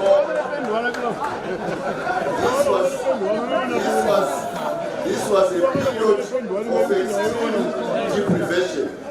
If I say underwear, we did not even have food. We did not even have food. And you could count ribs on my body. So for somebody to bring slaves about that war the way he did, it's precisely why there's a dissonance between the politicians like him and the Zimbabwe public. If you are disdainful of their war and the suffering which they went through to be where they are today, then you expect their vote, then go and join Grace Mugabe. The youth question, Dr. Yes, well, I want to thank you for raising that question. And it's a question that I've actually engaged some of my brothers and sisters in the opposition. By the way, between when the GNU was in place, I was one of the people who was advising the government when they created the Organ for National Healing on issues of reconciliation. And I actually did host the late Morgan Shangirai in my place when he came to the United States. But anyway, to speak directly to your question, point number one in our 10-point plan, and you know, in fact, this also addresses what the other gentleman was saying. Not every opposition party has not put out what it stands for. We have put out our manifesto, and we have talked about our 10-point plan. And one of the very first point in our 10-point plan is that we will radically cut non-productive government spending. We will no longer have a government of 31 ministers and deputy ministers who do nothing. What Zimbabwe needs is a lean, mean fighting machine. And we've committed ourselves to have only 15 ministers, no deputy ministers. Eliminate all deputy minister positions and make sure that we just have one vice president. That's the responsible thing to do. When you talk about the legislature, you know, I've engaged some of my friends in the opposition, and I've wondered, and I even voiced this during the GNU, why is it that we are expanding the size of the legislature to where it is today? And I remember saying to some of them, look, this is going to come back to haunt us because we can't afford it. The fact is, over 90% of the budget of the government goes towards paying salaries and some of these people really who do nothing. Yeah. If you ask yourself, you know, and this is one of the things which has really puzzled me, even in the position of provincial affairs minister, governors, how do you even really determine what their performance has been? If you look at the economies of the provinces, has there been any improvement during the tenure of any of the governors who have been there? Has there been? Have industries been resuscitated? So and now, so you ask and you say, yeah, so you ask and you say, what are you going to do for the youth? Look, guys, there is no great economy which is built on youth programs, women programs, old people's programs. No, everybody needs a functioning, working economy. All of us. If the economy is not working, then you can't even sustain the youth programs because the youth programs really need, for instance, before independence, when all these, all right, let me just finish. I will.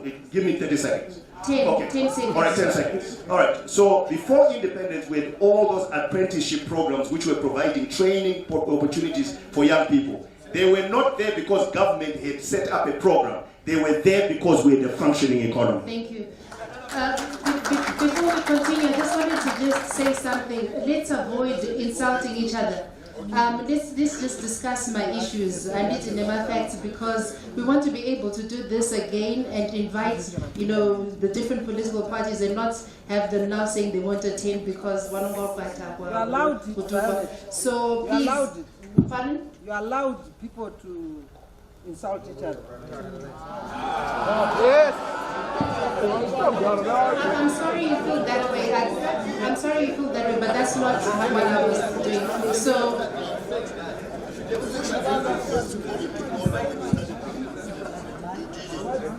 continue now. I apologize if you felt that. Okay, so can we move on? And I apologize if you feel that way. So, but can we please can we respect each other? Jealousy, No, I want to apologize for something that is.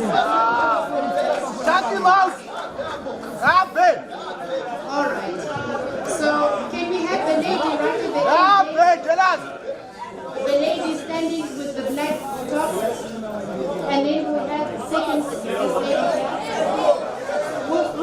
We have three.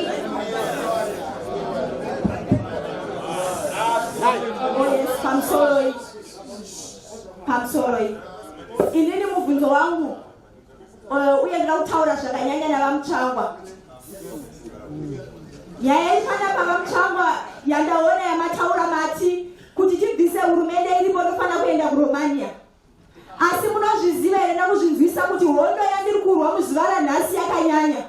Hondo yakurwa ndakazora dipisiri ndakapfeka gogo. Ndakabereka mwana kumusana ndichifamba ndakatsiga mvura mukati medhorobha reHarare. Ihondo svino yavakatigadzirira nezANU. Maita basa.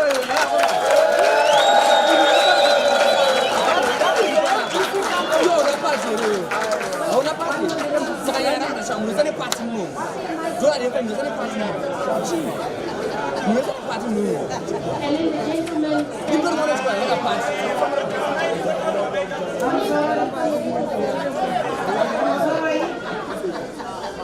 JP, Harare Provincial Chairperson for Freezing Congress.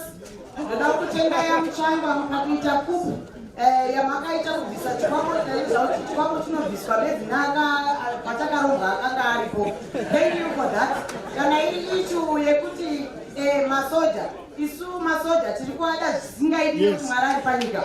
Isu masoja atatyiwa neG40 hatidi kuva involved kuzvinhu zviri kunetsana vanhu vakanetsana kare.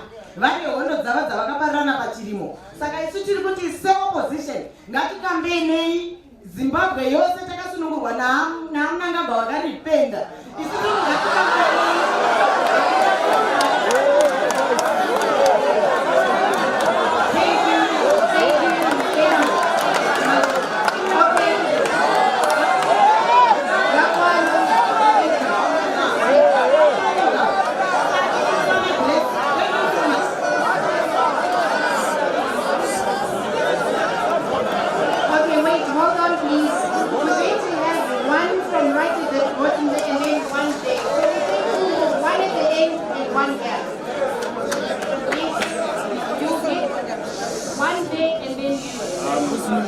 My first question is addressed to Comrade Mutsvangwa, and it is that as the government which is already in power, the promises that you are making, that you have been making for 38 years, and in the new dispensation for the past maybe 6 months, what stops you from implementing those things? Because I saw a billboard today saying promising health and stuff, but you guys are already in power. Why don't you implement it? And right now, if I want cash, I still have to go and buy it in the streets. And it has been so for the past 6 months, since the new dispensation.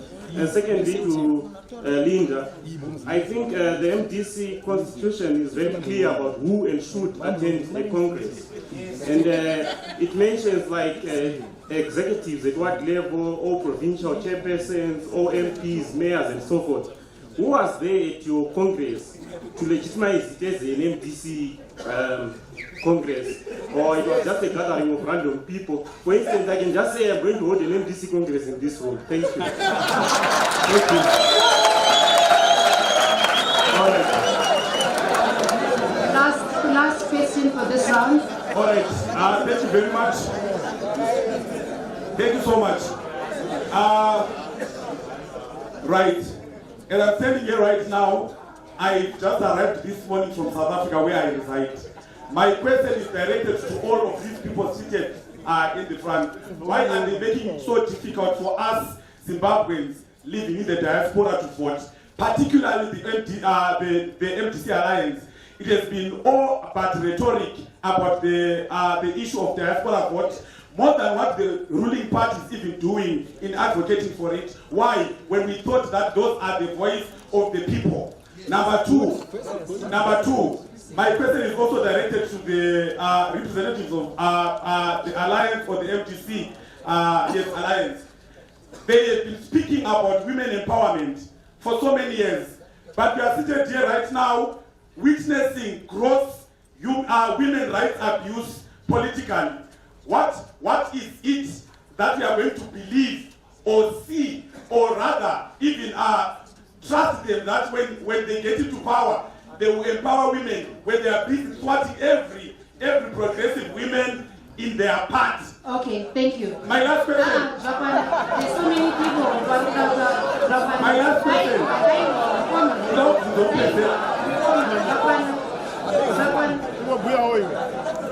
Dr. Makoni.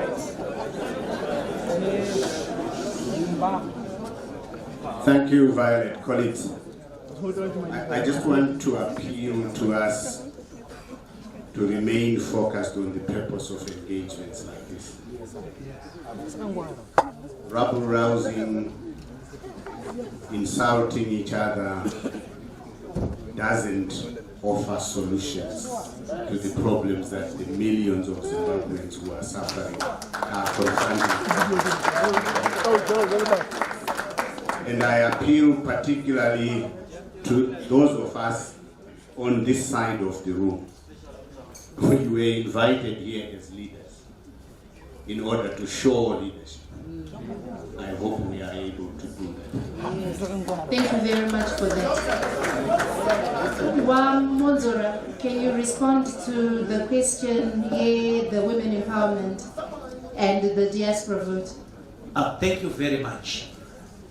In the NERA document, in fact, we started it as the without reform, no elections document, the document commonly known as the REN document. In that document, we made it clear that diaspora vote is a priority.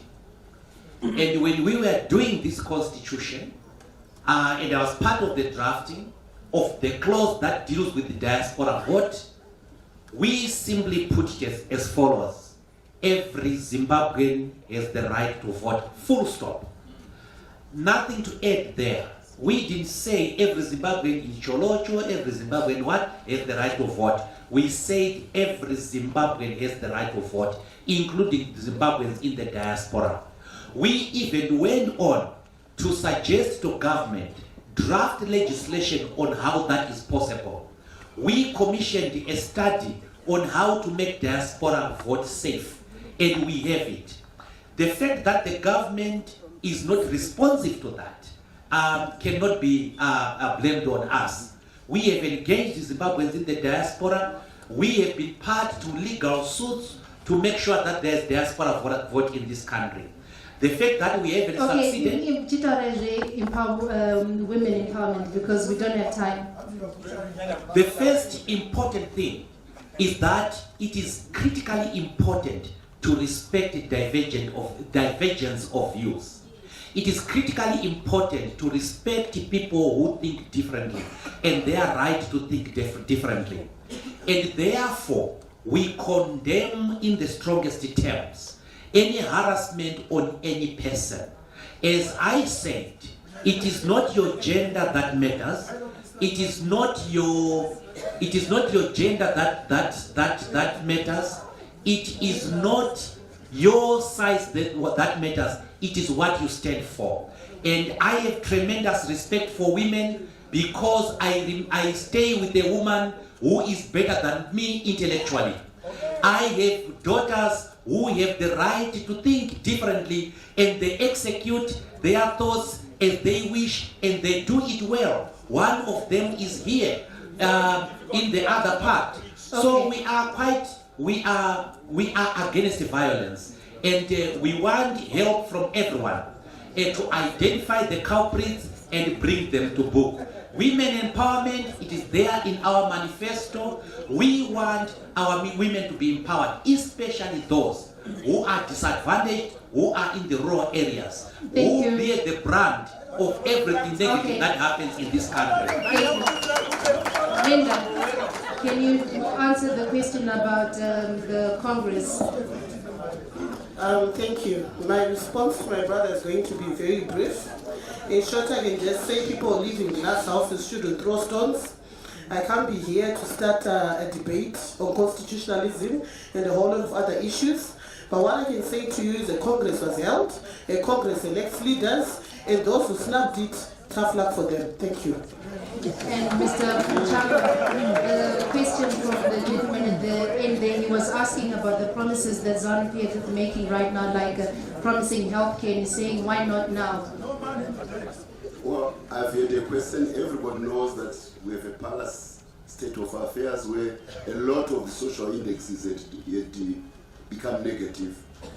What I'm glad of, including those who are jeering here, is that in November, when we called out all Zimbabweans, we as the war veterans, we called out all the Zimbabweans to come and demonstrate. I'm sure she's one of them.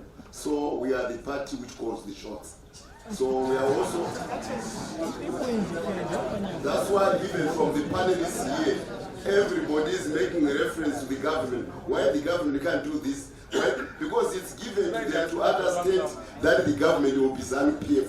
So we are determined to remain in government, and that's the game which we play. And when we are in government, after all the travels which we have gone, we are going to give you a world-class economy which Africa has never known.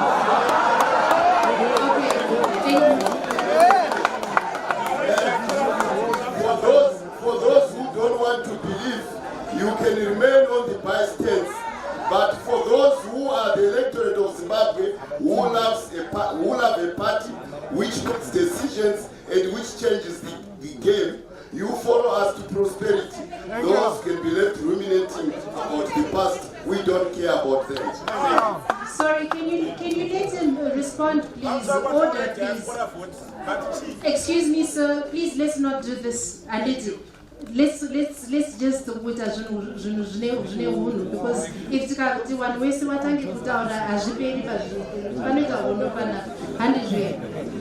so we take 3 more questions and then they will answer. The gentleman here in the grey suit, and then hello there. And the lady right at the end in the white, and then we'll take one right at the end there. So you can't all talk at the same time. Okay. Thank you. My question is directed to Christendom. Why is it that ZANU-PF is doing the most difficult thing? I mean, refusing to do electoral forms. That's the most difficult thing. Rather than just do the honorable and dignified thing of just doing reforms, electoral forms. Okay, thank you.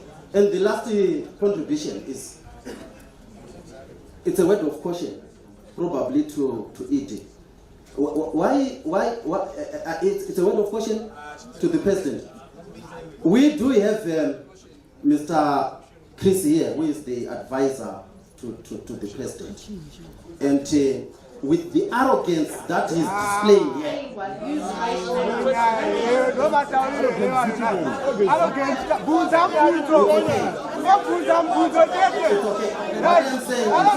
I don't think it's proper for Mr. Mutsvangwa to say whatever he said in the manner that he said, especially to the Zimbabweans. As Zimbabweans, we have gone through very difficult times in terms of, cash shortages, a scarcity of medication in hospitals, poor road networks and all that, and then he says what he said. I don't think it's fair. The lady right at the end there, and then we'll have the gentleman in the grey top.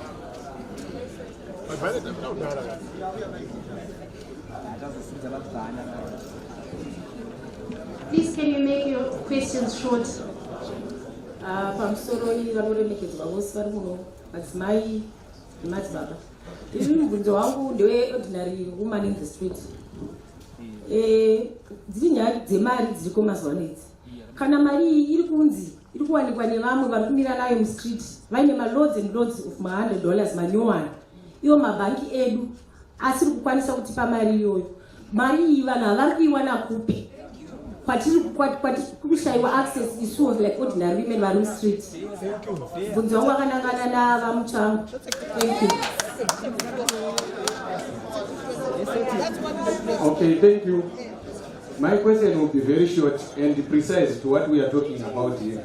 So I request priority answering from those who are in government, maybe specifically now is Mr. Mutsvangwa.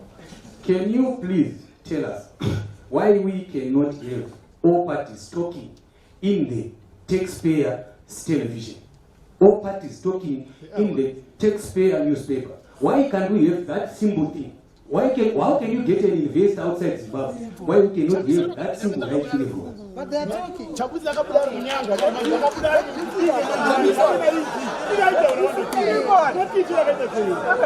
Mr. Mutsvangwa, at least all those three questions were about reforms. Can you respond to that? Everyone knows that we are operating under the 2013 Constitution.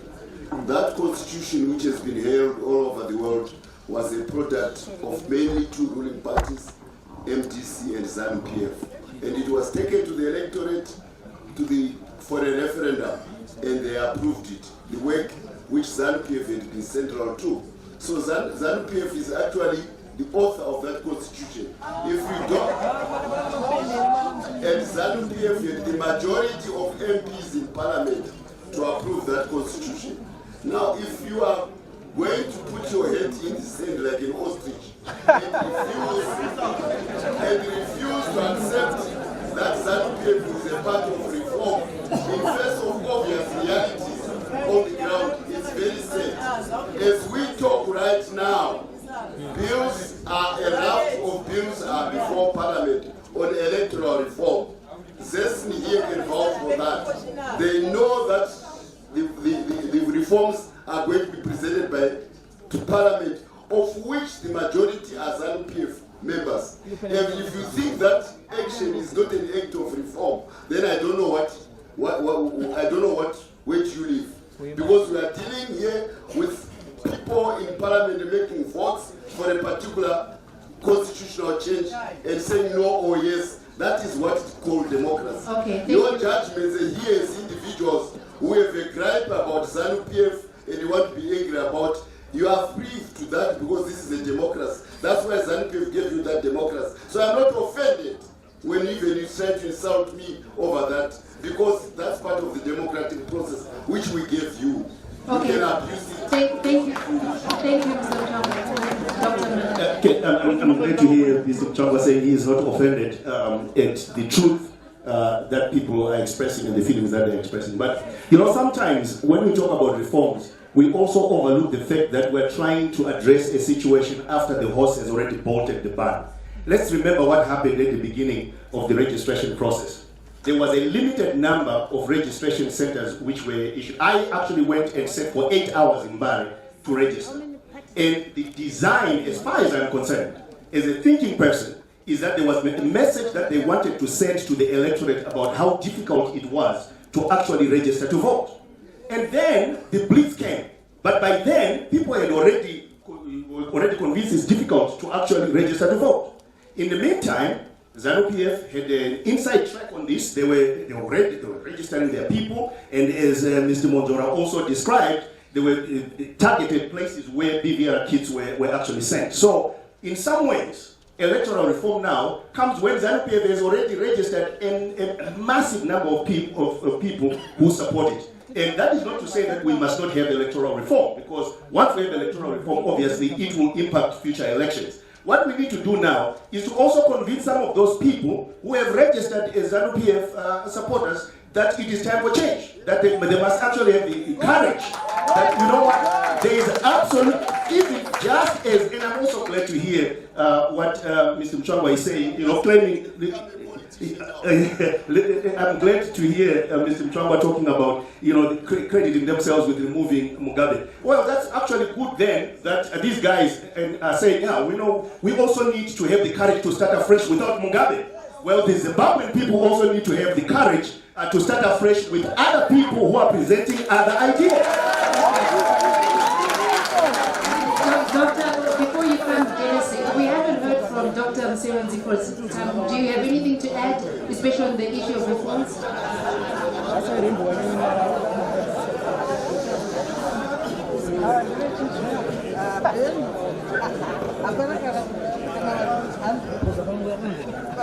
Yes.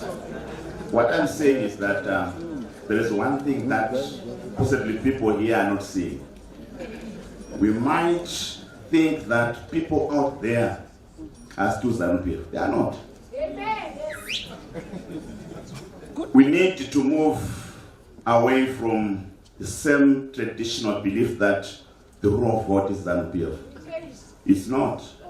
As PRC, we are mobilizing. We have people where ZANU-PF think people are theirs. So for us, whilst we are fighting for reforms, we'll continue convincing the rural voter that ZANU-PF cannot deliver. Pamberi, pamberi, apashikike.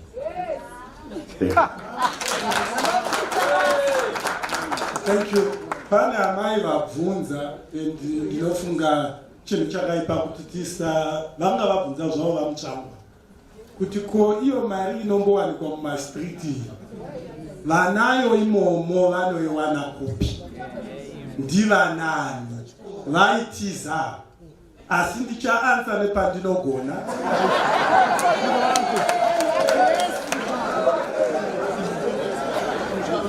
Nyaya yekuti hakuna mari kumabanga yakaunzwa nembavha mbiri, Chinamasa na Mangudya. Ndo vakandopwanya mabhengi. Kumabhengi kune inonzi manostro accounts emabhengi. Ndo vakandopwanya iwanyu. Vapwanya mabhengi roba chaiwo. Vapwanya vavaitanya yose. Ndokusiya mabhengi edu asingachashandi. Mukaenda kuna 40th Street une US dollars. Unondowana ma bond kana kupiwa yavanoti transfer.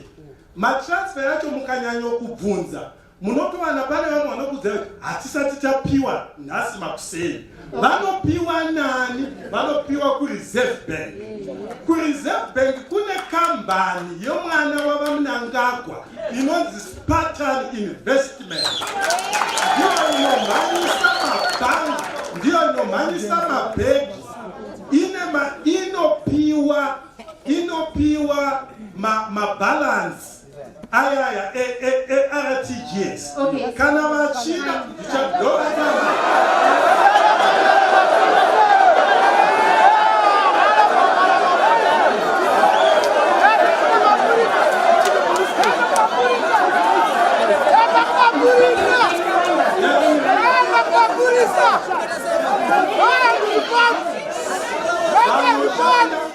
vanoshanda kuReserve Bank vanoiziva kambani iyoyo kuti haibatwi. Order, please, order. You said you wanted to finish, and they didn't finish. Inosevenza neimwe kambani inonzi Makanaka Investments yavapote vari kuzvishavani.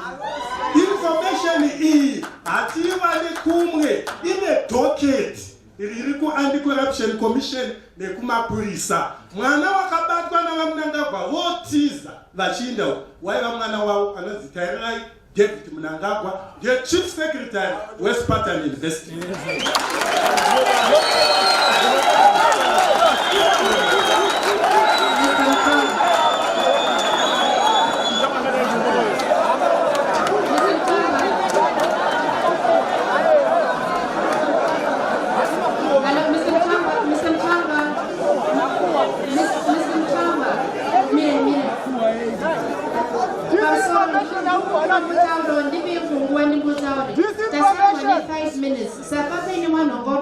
Saka since Martin yaigi pere takuti Musevenzi wadaire zvataura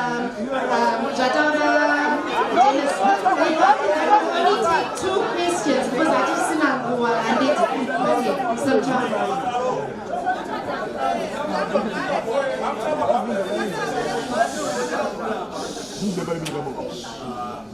What Julius has just said.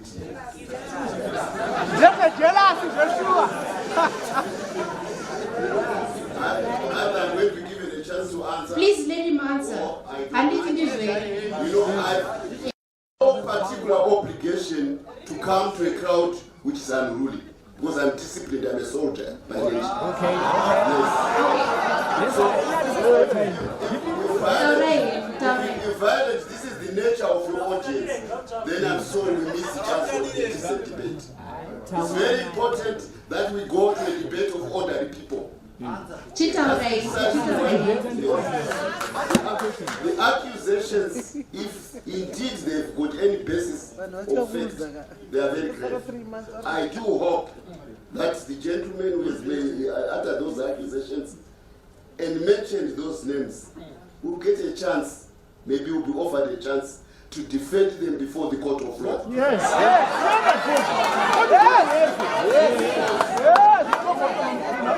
Yes, made allegations against the Minister of Finance.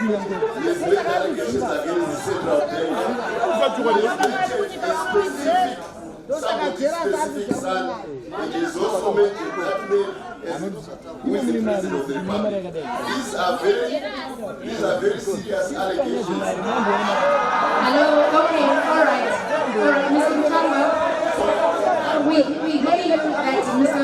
But what about the question that was asked by the lady there? Okay, thank you. Yeah. It's not fiction that the economy of Zimbabwe has been in downslide for the past 20 years. And when an economy is in downslide, usually what it means is that your performance on the global stage is also affected. There are a whole raft of issues which pertain to the economy, and I'm a man of finance. That's what I learned in the Money Center in New York, and I've been all over the world. I also have the singular credit of reviving the most important industry which Zimbabwe has had since the land reform, the leaf tobacco industry. I know how it was done. I was at the Mineral Marketing Corporation. I was involved in the legalization of the Thank you. Can you wrap up 30 seconds? Can you wrap up?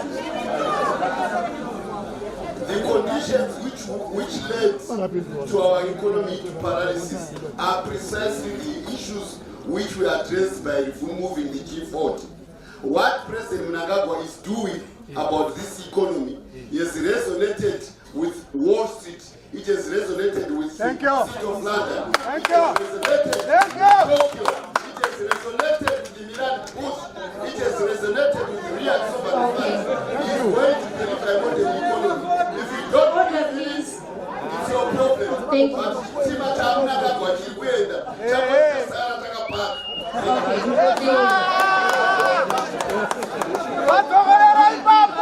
We only have 5 minutes left, so we only have time for the gentleman who's right behind you with the microphone.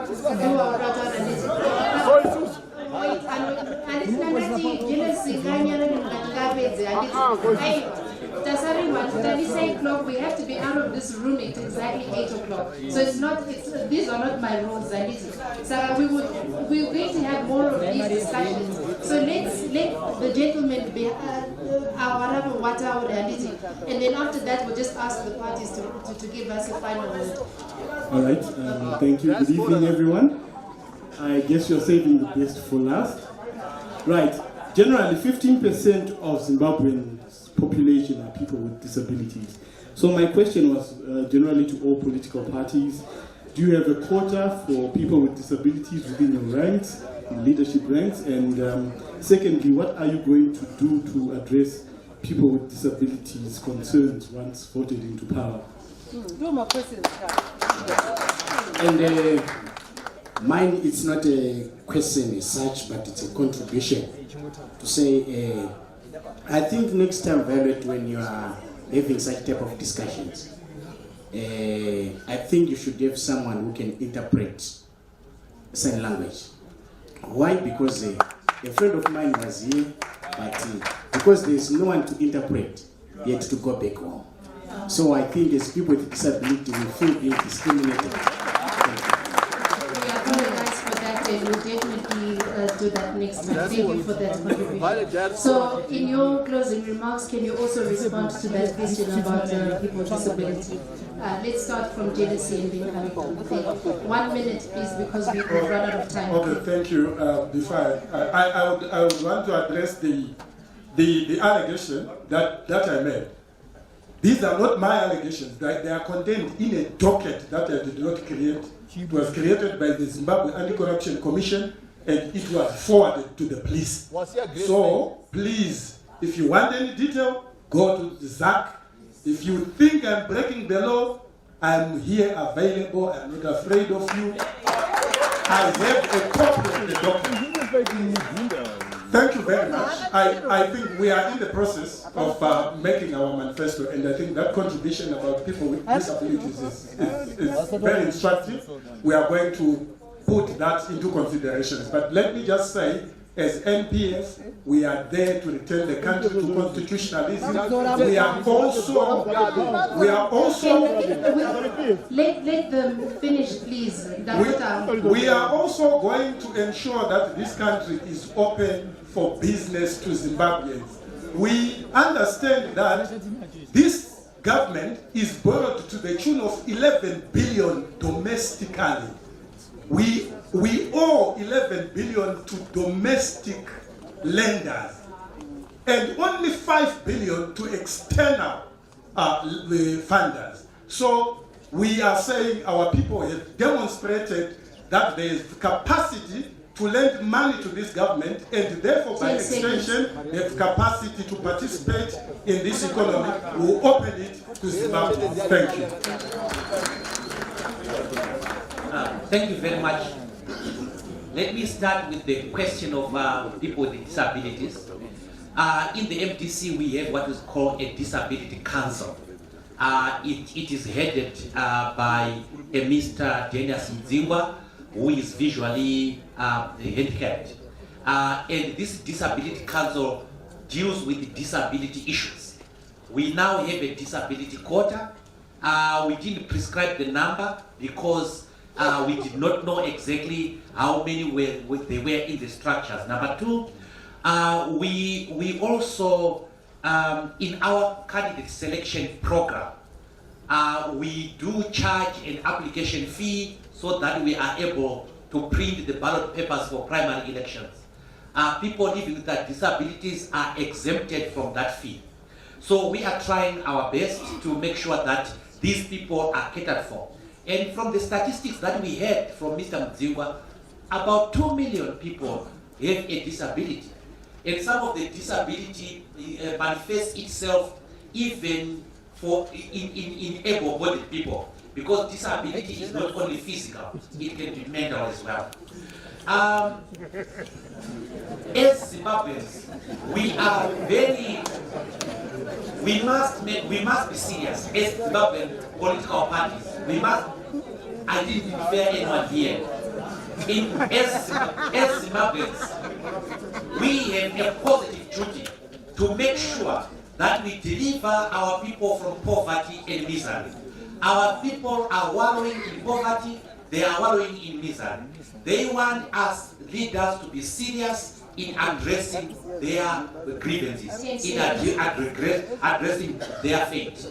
In the last 10 seconds, I just want to say, you can never entrust people who generated the problem with the duty to resolve that problem. Mugabe was not acting alone from 1980. He was acting with the current president and the current people who are in this government. He was the figurehead and they have remained. So Mugabe, the man is gone. But Mugabe, the system is intact. It is this system that we are going to, this is the system we are going to annihilate and disintegrate come July 2018.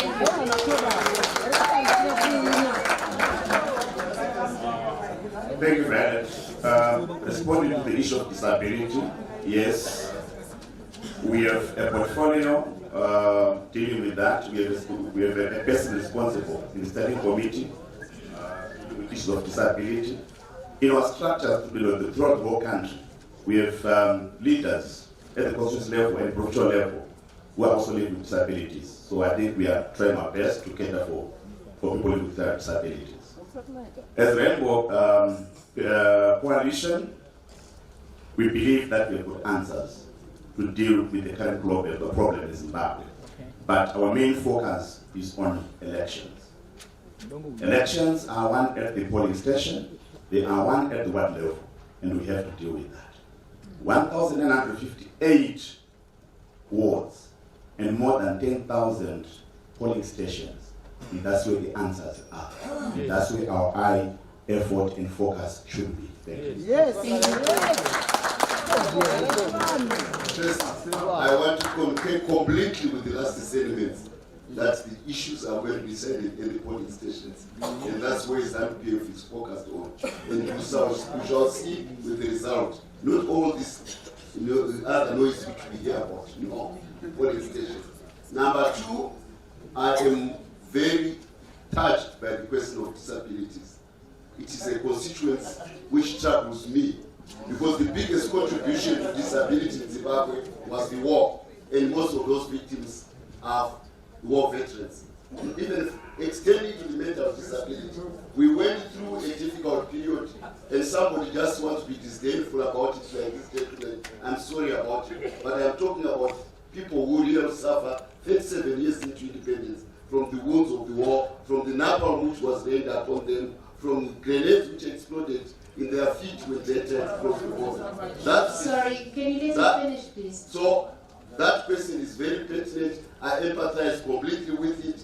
And one of the difficulties I had with Mugabe was his scornful attitude towards the people who suffered so much for the independence of this country, for which he eventually became the leader and took in a pedestrian manner. That is very sad on his rule, and we took care of that in November when we removed him. 10 seconds. Everybody's been talking for the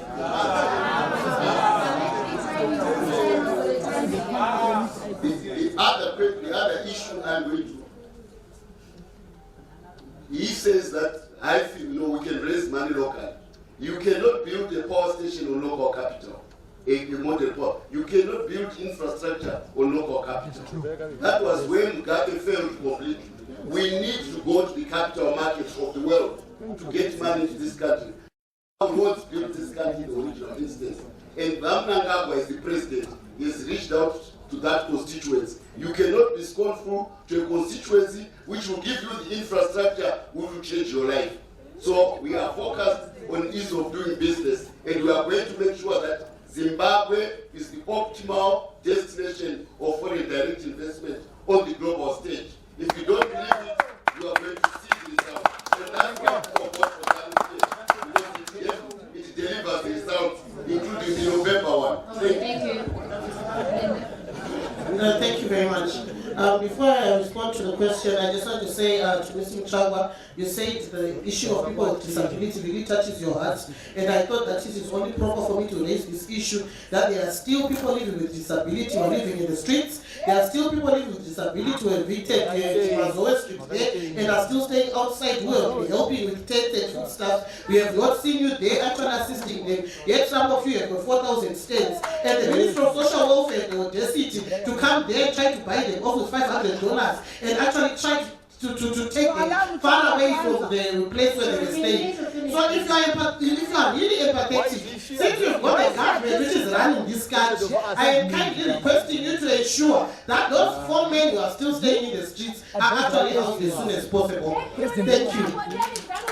And excuse me, please, can you let me finish? In response to the question about people with disability, and the MDC-T led by Dr. Khupe, we are very holistic, we are inclusive, and we are going to ensure that 15% of all seats will be allocated to people with disability. If you have been looking for an opportunity elsewhere and didn't get it, this is the place where to come, because we actually believe that we have to tolerate each other. Inability doesn't mean disability, and we are willing to work with all people who are living with disability to ensure that we rebuild Zimbabwe together. Thank you.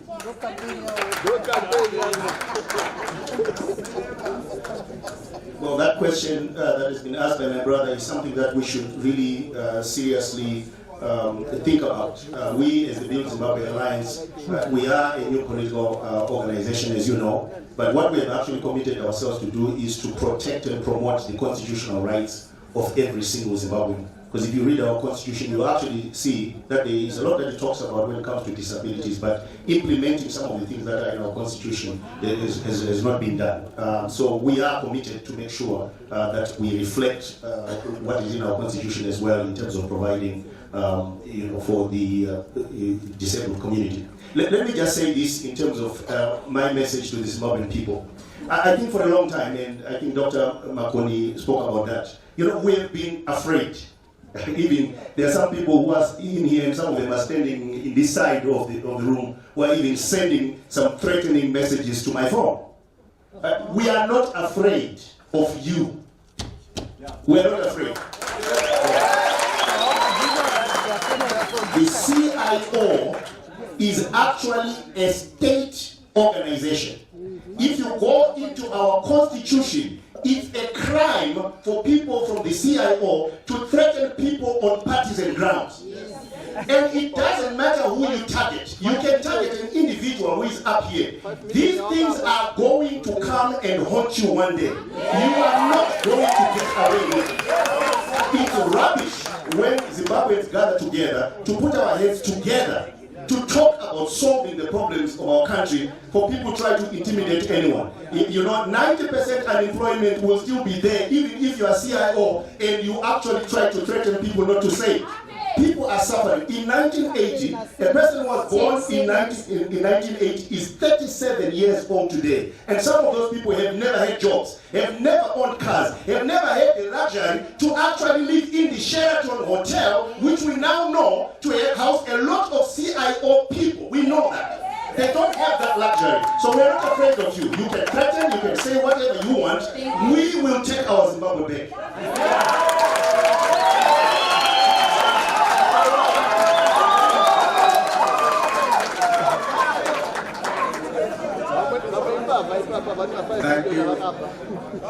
Thank you, Noah.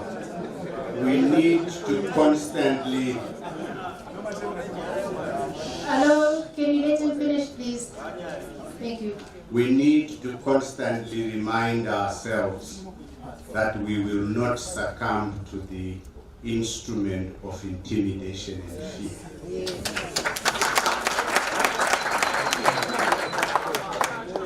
For those of you who were not born then and who are too young to have experienced Rhodesia, it was the same tool that the Rhodesians used to subjugate black Zimbabweans, and we did not succumb to it. But it's a tool that requires courage and strength. And it's a tool that we need to confront directly. Secondly, many problems in the world, including our problems here, are caused by intolerance. And I plead with us, particularly the younger among us, that tolerance nourishes democracy. Tolerance feeds diversity. The experience where we will not allow someone to express themselves because we do not agree with what they are saying doesn't build the Zimbabwe that we deserve. On the point of disability, representing the coalition of Democrats, first to affirm that this is a matter that we are fully seized with in the structures of code. We have a steering committee on disability and social services that leads us in generating ideas. In our manifesto, we are affirming the need to empower all citizens, including youths, women, and people with disabilities. We haven't drilled down a program with numbers, but at a strategic policy level, I want to assure you that this is a matter that bears on the fundamentals of equity, balance, and full participation and engagement that anchors the code value proposition and the code offering to the people of Zimbabwe. Again, I conclude, please, we cannot be clones that are identical and agree on everything. What enriches our country, our democracy, and our development is tolerance and acceptance of different views. To Chris, as a footnote, yes, we don't have the capital that resides in Wall Street and London and Tokyo, but the first capital that will develop this country are the Zimbabwean people. Not Wall Street's money, not cement, iron and steel from China and Japan, but the technical and the commitment, the patriotism and the commitment to get ourselves up. And I remind you, you know this very well, the slogan of the liberation movement was, "We are our own liberators with the help of our friends." Yes. I think that is a very good point to end on, and I just wanted to add to what Dr. Makoni said on the issue of peace and tolerance. This is very important. I think you all saw in 2008, you know, what happened with the bloody elections, only to see these same leaders sitting in the same government, drinking tea and eating and enjoying themselves while the supporters and participants were busy fighting and killing each other. It's not worth it. This is just politics. We are still human beings at the end of the day, and we should learn to accept that we are different and we come from different political parties. So on that note, I just wanted to thank our panelists. Thank you very much for this insightful debate, and I hope that we'll be able to have more of these as we go towards elections. And thank you all for coming.